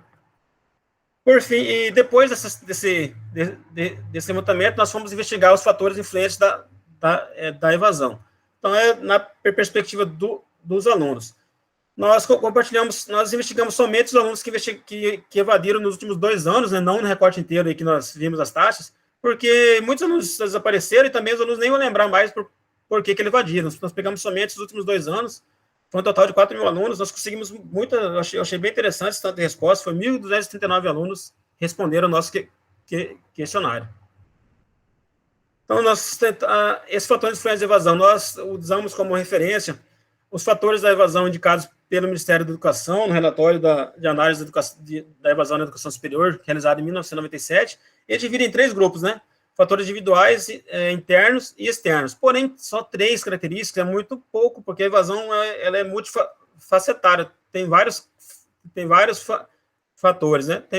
Tem até mais do que tem aqui, mas nós tentamos, baseado nisso aqui, baseado em outros estudos, delimitar esses fatores. Então, condições pessoais, vocacionais, financeiras, aprendizagem, que é a capacidade de aprender do aluno, e aqui vem o ensino, que é a capacidade da instituição em ensinar. A organização em relação à infraestrutura, né, aos colegiados, a coordenação, a secretaria acadêmica, né, essa estrutura organizacional, depois a infraestrutura física, a imagem da instituição, a imagem do curso e o mercado de trabalho. Vou ler aqui assistência estudantil. Então, são os fatores dessa pesquisa. Então, para cada grupo desse fator, nós elaboramos aí de 3 a 4 questões sobre cada um dos fatores e aplicamos. Usamos a escala Likert, então, assim, usando de 1 a 5, quer dizer, número 1 quer dizer que não contribuiu com a evasão, e 5 quer dizer que contribuiu totalmente para a evasão daquele aluno. Ao final, os resultados obtidos foram esses. Então, note que a evasão é um problema tem tantos motivos que levam o aluno a evadir, é tão pulverizado, que não tivemos nenhum caso que se destacou, né? Nenhum dos itens se destacou com tanta distância. Mas nós destacamos aqui os fatores individuais, né, do ponto de vista do Ministério da Educação, foram os que mais influenciaram, e dessa pesquisa foi o fator financeiro, foi o que mais influenciou os alunos a evadirem. Então, aqui em ordem, né, então ficou os 5 fatores que mais levaram os alunos da Unemat, segundo eles, né, esses que responderam a evadir, foram os financeiros, condições pessoais contempla casamento, mudança de cidade, né, algumas coisas que são fatores pessoais que fogem do alcance da universidade. O mercado de trabalho, vocacionais e o ensino. Também, assim como as taxas de evasão, nós também tentamos realizar diversos filtros, né? Nós filtramos aqui por licenciatura, por bacharelado, também por cursos noturnos, cursos diurnos e cursos integrais. Mais uma vez, ficou tudo igual, ficou na média todos esses recortes. Porém, por área de conhecimento, aí sim, aí inverteu tudo essa ordem. Eu trouxe aqui um recorte, não sei se dá para enxergar bem, mas tem aqui áreas de ciências exatas, engenharias, sociais, biológicas, agrárias e de saúde. Eu só trouxe só os 5 fatores mais influentes de evasão de cada área. Então, note que muda muito, né? Enquanto as ciências exatas aprendizagem, aprendizagem, nas engenharias financeira, na agrária financeira e a saúde financeira. Nesse caso, nas engenharias agrárias e saúde, foi o que teve um fator que a questão todos eles são cursos integrais, né? Tirando o curso de educação física, que aqui da saúde, curso de enfermagem, medicina, das engenharias e as agrárias, todos eles são cursos integrais, então os alunos não têm como trabalhar mesmo, eles ficam o dia inteiro, de manhã e de tarde, na instituição, só pode trabalhar se for à noite. Então, os financeiros ficou alto. Agora, os biológicos não, são cursos de um período só. Professor Léo, concluindo, por gentileza. Sim. Obrigado. Sim, eu já vou concluir. O último aqui, então, o que mais nos chamou atenção que foi que nós vimos que os fatores, além deles variarem de acordo com cada área do conhecimento, eles causam prejuízos diferentes. Então, nós percebemos o tanto que é variado o motivo da evasão, que todos esses motivos aqui, todos os fatores que nós elencamos, em um momento ou outro, ele ganhou o maior destaque em algum curso. Então, sempre teve um curso que eles sempre foram destaque em algum curso. Então, eu separei aqui o fator de ensino. O fator de ensino, ele que é quando já é a universidade, o professor, né, a questão da metodológica e didática e de avaliação. Foi isso que nós buscamos investigar. São somente 3 cursos que destacaram o ensino. Só que a taxa média desses 3 cursos é de 21%. Então, note que quando se tem ensino, não percebemos, né? Quando se tem ensino, o prejuízo causado ao curso, o problema do ensino, no caso, né? Quando o ensino não está favorável, o prejuízo causado ao curso é muito maior. Sobre os fatores vocacionais, 5 cursos indicaram os fatores vocacionais em primeiro lugar. E desses 5 cursos, a média, a taxa de evasão foi de 19%, né? Foi arredondada 20%. De aprendizagem foram 7 cursos, com 15%, e assim por diante. Então, com isso, nós conseguimos, nós tentamos observar que quando um curso enfrenta um problema, um determinado problema, aquele problema ele pode causar mais prejuízo ou não. Então, no caso da infraestrutura, 5 cursos reclamaram, que é um carro-chefe, né? Toda universidade quer fazer grandes laboratórios, quer ter uma infraestrutura linda, mas nós vimos que aqui as taxas desses alunos que reclamaram disso, a taxa de evasão desses cursos foi de 8%, somente de 8%. De assistência, somente um curso reclamou, que tinha pouca assistência, e a taxa de evasão desses cursos é de 5%. Como o professor falou, a assistência, ela não é tudo, né? Então, foi uma forma de investigar e tentar entender um pouco mais. Então, no momento que nós estávamos lá, que eu estava lá, nós chegamos até esse ponto. Tudo isso foi feito manualmente. A partir desse momento, agora nós estamos desenvolvendo um sistema para trazer esses dados, assim como a URG está fazendo, para trazer esses dados já para os gestores e os professores em um tempo, né, de forma mais fácil e rápida e atualizada a cada período letivo. Então, obrigado. Esse trabalho, esses dados dessa pesquisa, eles foram publicados. Então, se vocês quiserem ter nesses 2 artigos, se vocês quiserem ter mais na íntegra os resultados. Espero ter contribuído aí com o evento. Era isso. Muito obrigado, professor Léo, pela apresentação. Então, colegas, na sequência nós faremos um breve intervalo, né, de cerca de 5 minutos e retornaremos. Enquanto isso, eu gostaria de pedir, então, que quem tivesse já questões pudesse escrever pelo chat, ou se não, nós abriremos a possibilidade de utilizar o microfone, né, e o vídeo, mas de forma bastante breve. Nós temos o teto aqui, então, para encerramento, 16 horas, o professor Léo e também outros colegas têm outros compromissos. Então, faremos um breve intervalo, voltamos 15h35.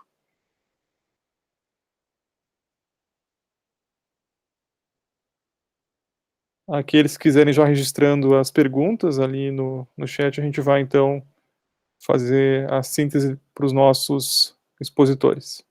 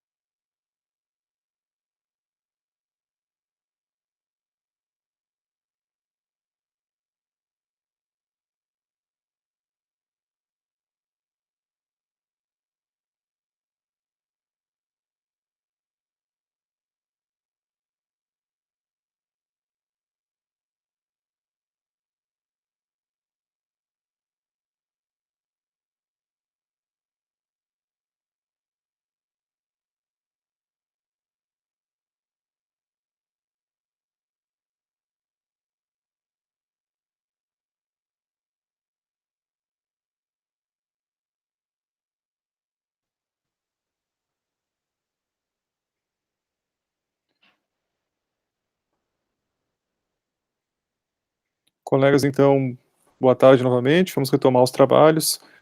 Gostaríamos de agradecer imensamente a professora Camila, o professor Léo, pelas exposições que trouxeram com experiências muito interessantes da Unicamp e da Unemat. Ainda não recebemos perguntas pelo chat, então eu vou abrir aqui agora o microfone. Eu creio que nós possamos ter um bloco de perguntas e depois, em função do tempo, podemos nos encaminhar para as respostas deles, né, dos nossos expositores, e depois, então, vamos proceder ao fechamento aqui do nosso segundo seminário. Então, o microfone está aberto. Eu peço que quem tiver interesse em fazer pergunta, levante a mãozinha, para que nós possamos organizar aqui as questões, então.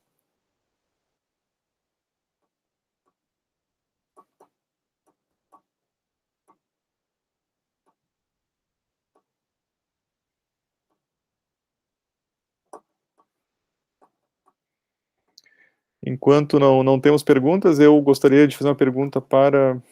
Temos uma agora, sim, do professor Vives, né, colega da SEAD, nosso secretário de Educação à Distância.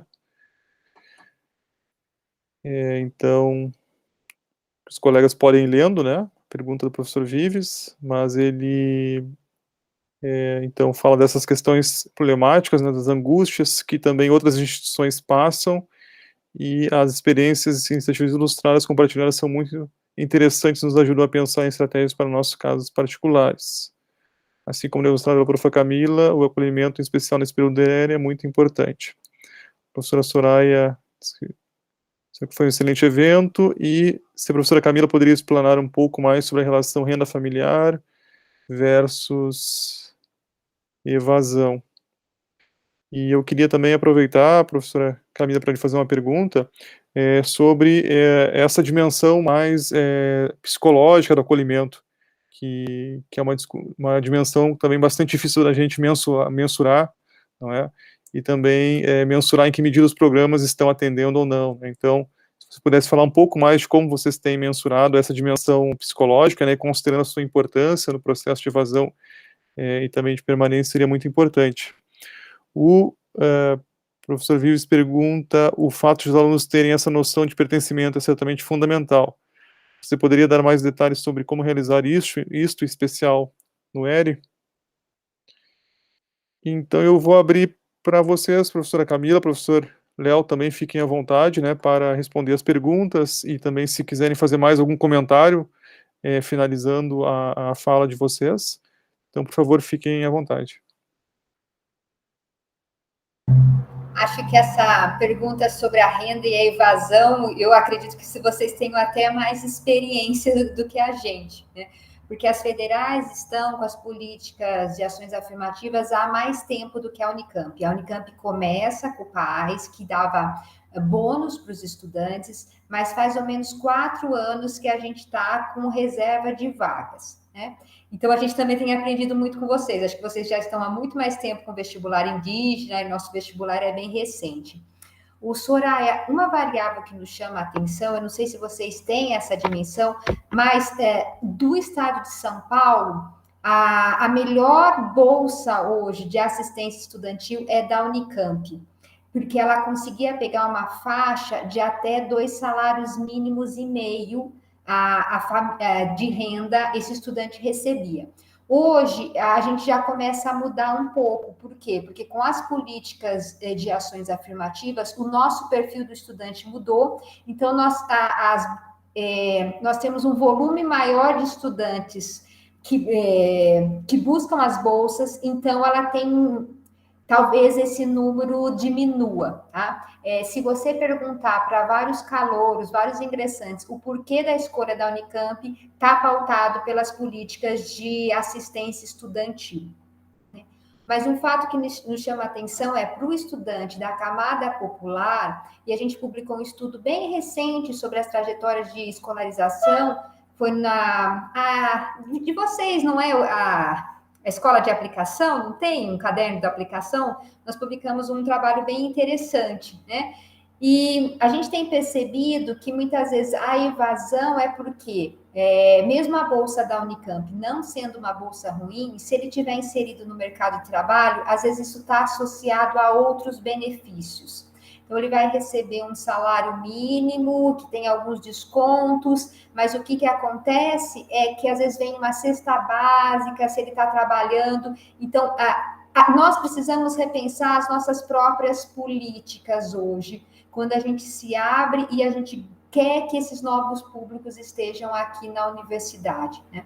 Nós temos Campinas, uma cidade com um custo de vida bastante elevado, às vezes alguns estudantes demoram de 2 horas e meia nesse deslocamento, então essas políticas são acompanhadas por Vale Transporte. Eu não sei se em todas as universidades federais isso acontece, mas os nossos estagiários de licenciatura recebem o Vale Transporte, mesmo se eles não são bolsistas das políticas de auxílio social, mas para eles conseguirem ir para o estágio. Aqueles que não atingem um valor suficiente para bolsa, auxílio, muitas vezes eles conseguem bolsa transporte, a bolsa moradia.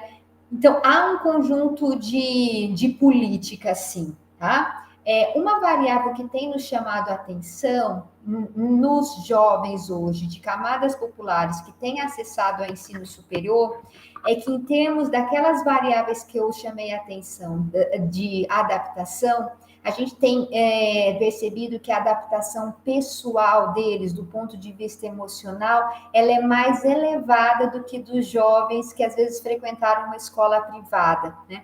Então, nós não estamos restritos, esse modelo de Tinto é um modelo sociológico, mas que tem dialogado com algumas variáveis da psicologia, mas outras variáveis têm nos chamado a atenção, a questão da resiliência e assim por diante, tá? E a gente tem encontrado que esse estudante de camada popular hoje, que acessa o ensino superior, passou por uma série de trajetórias, isso exigiu uma organização familiar para que ele conseguisse chegar, uma gestão do tempo, uma gestão do espaço, e isso tem feito diferenciais positivos para a permanência desse estudante, tá? Então, a gente não nega que essas situações de vulnerabilidade têm impactado, e de maneira muito intensa agora na pandemia, que essas famílias foram mais prejudicadas, mas a gente tem percebido, olhado para as potencialidades que esses grupos também têm oferecido e o quanto que eles nos têm ensinado, tá? Não sei se eu respondi a sua pergunta, né? Mas a gente fica no limite em que a renda, sim, é uma variável que impacta a permanência de alguns grupos, né? Então, a gente deveria dividir isso em blocos, não olhar só a questão da renda, porque ela faz bastante diferença hoje na Unicamp, não olhar isso isoladamente. Eu não tenho gostado, ou tenho evitado o termo até estudante de primeira geração, que às vezes a gente encontra até bastante na literatura internacional, né? Estou trazendo isso porque a gente tem analisado mais a questão de uma interseccionalidade entre a questão de classe, raça e gênero, né? Então, a gente tem olhado mais essas variáveis em conjunto como impactando a questão da permanência, tá? Não sei se eu respondi, professora, mas acho que a gente consegue conversar um pouco mais sobre isso, né? Bom, a questão do pertencimento, qual é um problema que a gente se depara hoje? Com o limite dos instrumentos. Então, a gente tem investigações de natureza quantitativa, mas também muitas investigações quantitativas. E alguns instrumentos internacionais, eles têm custo, né? Então, praticamente por uns 10 anos, a gente gosta, a gente trabalhou com a perspectiva do engajamento de Kuhn. Ele tem um instrumento bem interessante, que é o NASH, que ele mensura o engajamento do ponto de vista do estudante, mas também do que a instituição oferece, porque eu tenho que analisar essas variáveis em conjunto. Não adianta dizer que o estudante não se engaja se não tem um docente, se não tem atividade, assim por diante. Mas esses instrumentos têm custos, né? E aí a gente depara com limites na comparação, até com estudos transculturais. Hoje, do senso de pertencimento, você tem uma diversidade de instrumentos e a gente está com uma investigação e tivemos uma autorização do Imperial College of London para usar o próprio instrumento que eles utilizam. Então, acho que a gente vai avançar bastante nessa sistemática de ter instrumentos mais que são internacionais e que possibilitam para a gente outros tipos de de comparação, tá? Ele foi bastante impactado pela pandemia, mas também eu vou analisar exclusivamente o caso da Unicamp, e eu acho que, eu reafirmo, nós temos muito que aprender com as federais, né? A gente vai falar de senso de pertencimento e a gente tem que analisar os novos públicos que acessam ao ensino superior. E é nesse ponto de vista que o modelo do Tinto tem limites, porque o Tinto vai dizer que o estudante, ao ingressar no ensino superior, ele vivencia estágios que ele vai dizer, ele se separa do grupo de origem até ele constituir um novo grupo no ensino superior. E esta é uma perspectiva que tem sido muito criticada, né? Principalmente para novos grupos que acessam o ensino superior, não há essa desvinculação dos grupos de origem. Isso é fácil a gente pensar numa universidade norte-americana, em que ele vai morar dentro do campus e vai visitar a família uma vez por semestre, né? Na nossa realidade, não. Então, a gente percebe que, inclusive, há um fortalecimento, muitas vezes, dos grupos de origem do estudante, para que ele consiga lidar com algumas questões que ele vai estar enfrentando no ensino superior, né? Porque a gente também tem um movimento que a universidade, ao se abrir para os novos públicos, está repensando as suas epistemologias e assim por diante, né? Então, é nesse ponto de vista que o senso de pertencimento, ele se destaca, né? Algumas investigações, Leandro, ela tem apontado que mesmo o estudante que não se sente pertencente, ele permanece, porque às vezes ele tem outros compromissos, o compromisso é com graduar-se, assim por diante. E aí eu vou fazer o paralelo que eu trouxe no começo, o que é o sucesso acadêmico, né? Por quê? Porque ele permanece, mas ele permanece com muito sofrimento, né? Então, hoje também o nosso ponto de vista é pensar, sim, que o estudante tem uma trajetória de sucesso e de bem-estar dentro da universidade. E por isso que a gente tem estudado essa questão, né? Nos chama a atenção em alguns cursos, sim, esse contato que nós estamos tendo com estudantes que não conhecem os pares, né? Você pergunta, fez algum amigo no ensino superior? Você conhece alguém? Ele diz não, né? Você se sente parte dessa universidade? E ele diz não. Então, a gente precisa, com urgência, repensar como que isso vai ser reconstruído, quais são essas experiências que vão auxiliar na construção do senso de pertencimento. Então, as agremiações estudantis, as atividades extracurriculares, isso está muito evidente no relato dos estudantes, né? Olha, fez sentido para a minha universidade quando eu consegui entrar na empresa Jura, né? Por quê? Porque o ensino remoto, ele perdeu essa possibilidade de você interagir com todos e todas, né? A interação ela ficou muito mais restritiva, né? Não que ele não interaja, mas ele escolhe com quem interagir. E é muito diferente se você tivesse do presencial, em que você está na fila do restaurante universitário, aí você conhece uma pessoa, ou você senta junto, você está na fila para o transporte para moradia, né? E frequentando mesmo intensamente essa instituição. Então, é uma variável que eu acho que a gente vai sentir muito, né? E ser pertencente, então, ele vai impactar o compromisso que ele tem com a instituição, que é uma variável importante para ele permanecer, né? A gente está com coletas agora, planejada para o fim do ano, para entender um pouquinho como que está sendo essa construção desse senso de pertencimento, mas a partir desse instrumento que ele é internacional. E aí, professor Leandro, respondendo a sua pergunta, nesse sentido que a gente se depara com os limites nos instrumentos, né? Mesmo esses que são de natureza psicológica, né? Então, quando a gente fala da questão da autoeficácia, que é uma variável muito relevante, né? Nós temos, nosso grupo de pesquisa, ele desenvolveu a escala que hoje ela é mais publicada em termos da autoeficácia para a formação superior, mas ela não é usada na literatura norte-americana. Então, às vezes, isso impacta as nossas comparações, né? Mas em termos nacionais, acho que a gente tem conseguido avançar bastante. Concluído, professora Camila. O tempo, perdão, tem o nosso tempo aqui é super... Perdão. Não, imagina. Não, acho que eu não consegui responder todas e nem acompanhar todas as perguntas. Acho que tem pergunta para o professor Léo, né? Bom, eu queria agradecer, colocar o nosso grupo de pesquisa à disposição de vocês, né? Nós também temos muito interesse nas investigações quantitativas, temos muitos dados, mas eu falei, deixa eu dar um outro olhar também, porque é uma perspectiva, acho que muito abrangente, e quanto maior o nosso olhar para o fenômeno, mais a gente consegue estar contribuindo. Desculpe. Mais uma vez, professora Camila, muito obrigado pela gentileza e pela disponibilidade de estar conosco. Certamente ficaremos em contato e também nos colocamos à disposição para contribuir com a Unicamp. Professor Léo, por favor, fique à vontade para fazer suas considerações finais. Na sequência, nós vamos... Me escutam? Eu peço Sim, desculpa sim, aí que eu estou num carro, que eu prolongou e eu tinha que... Sem problema, Léo, é a vida moderna, né? Hoje... Tive que mudar aqui. Então, respondendo ao professor Leandro, a questão da detecção precoce de forma automatizada, nós até tentamos, professor, usar a mineração de dados, esses dados, né, a partir desses nossos dados, só que nós chegamos usamos históricos, né, a precoce nós não conseguimos alcançar, porque deu aqueles, como resultado, sempre a influência das reprovações, né, se o aluno reprovou 3 disciplinas no semestre, a chance dele evadir é muito alta no próximo semestre. Só que no nosso entendimento, o aluno que reprovou de 3, 4 disciplinas no período letivo, ele já decidiu evadir.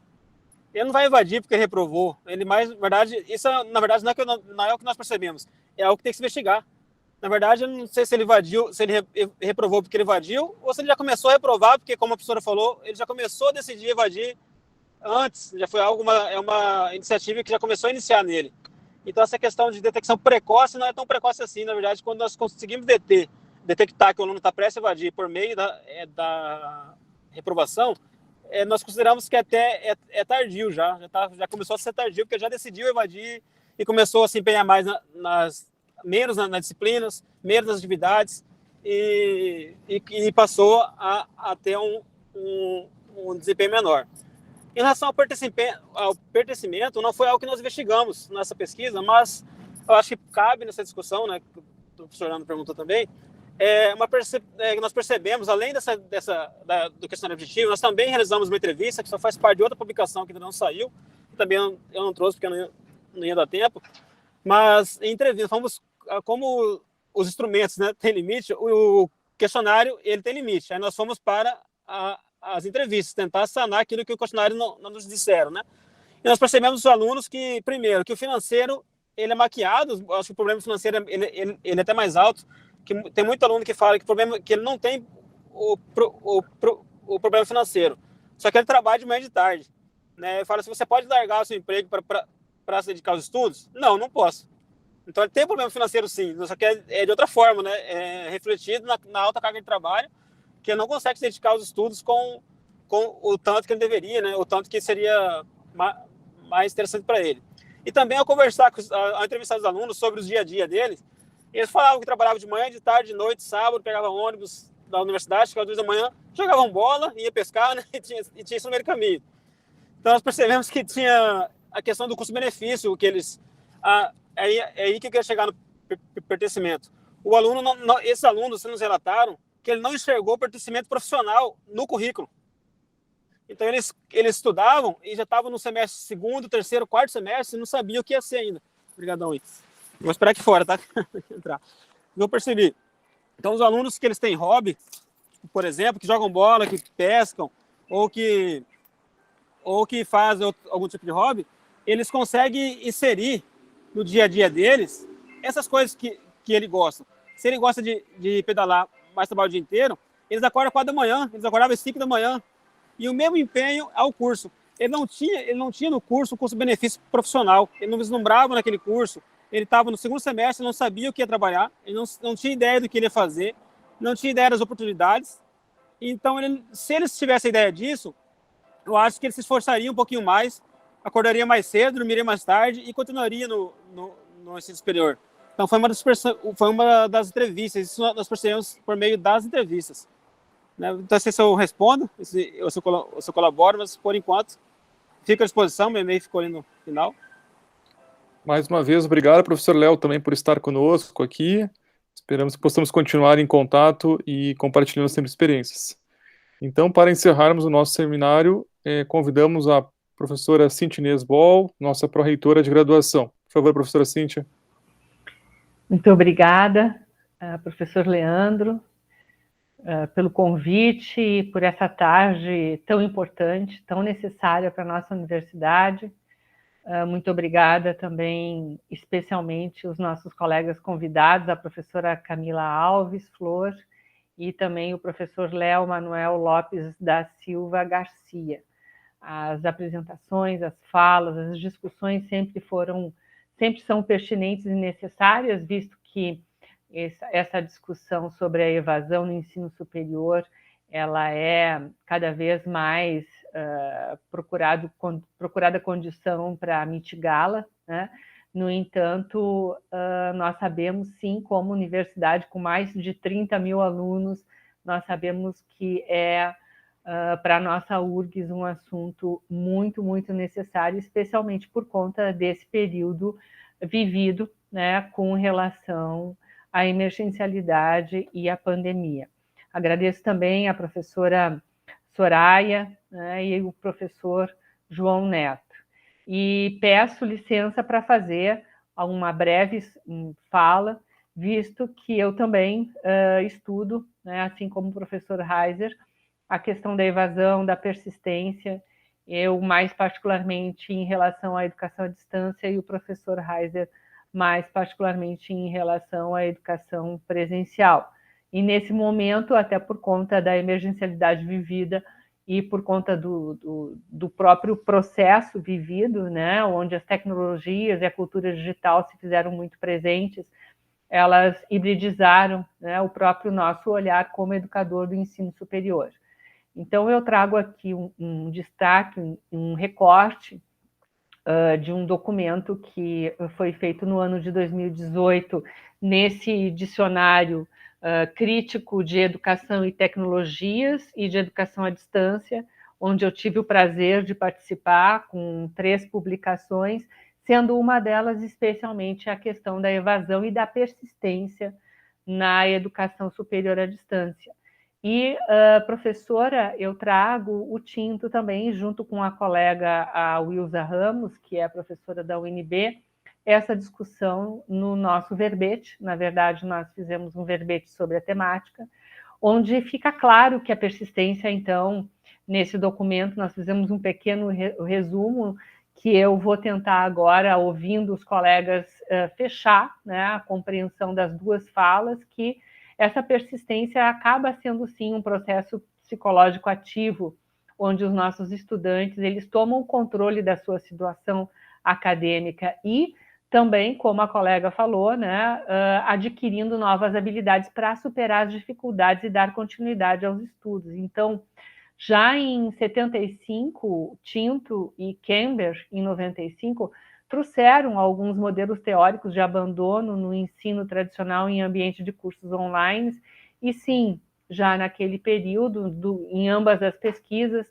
2 fatores acabaram sendo determinantes: a falha de integração acadêmica ou a integração social. Então, nós entendemos que variáveis como fatores externos, ambientes externos, né, como foi falado aqui, finanças, horas de trabalho, falta de incentivo, fatores internos de integração acadêmica, social, autoestima, relações interpessoais, hábitos de estudo, orientação e outros, eles interferem, sim, nesse propósito que é superar as dificuldades e dar continuidade aos estudos até a sua diplomação.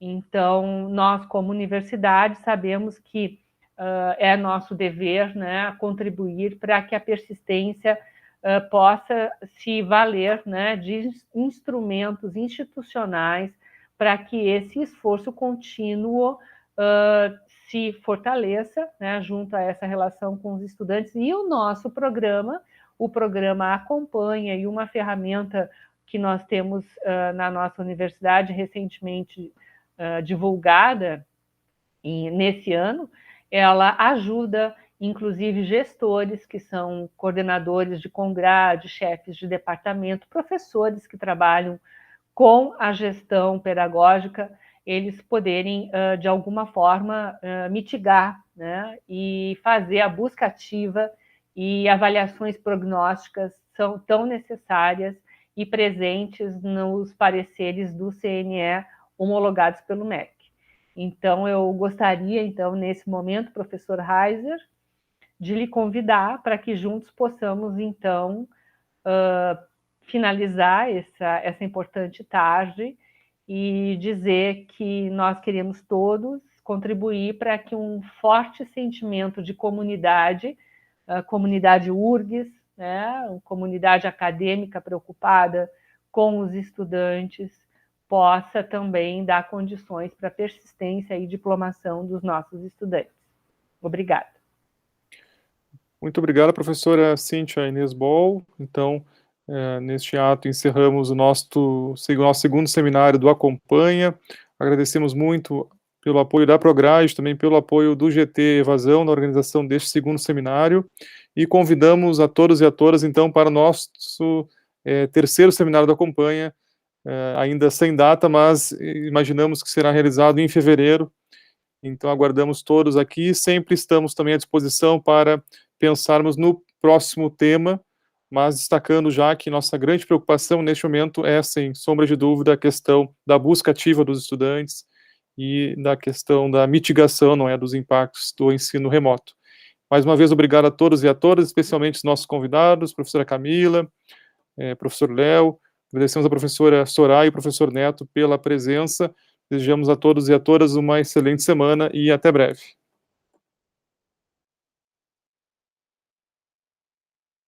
Tchau, boa tarde para todos e todas. Boa tarde, Camila. Muito obrigado, viu? Eu que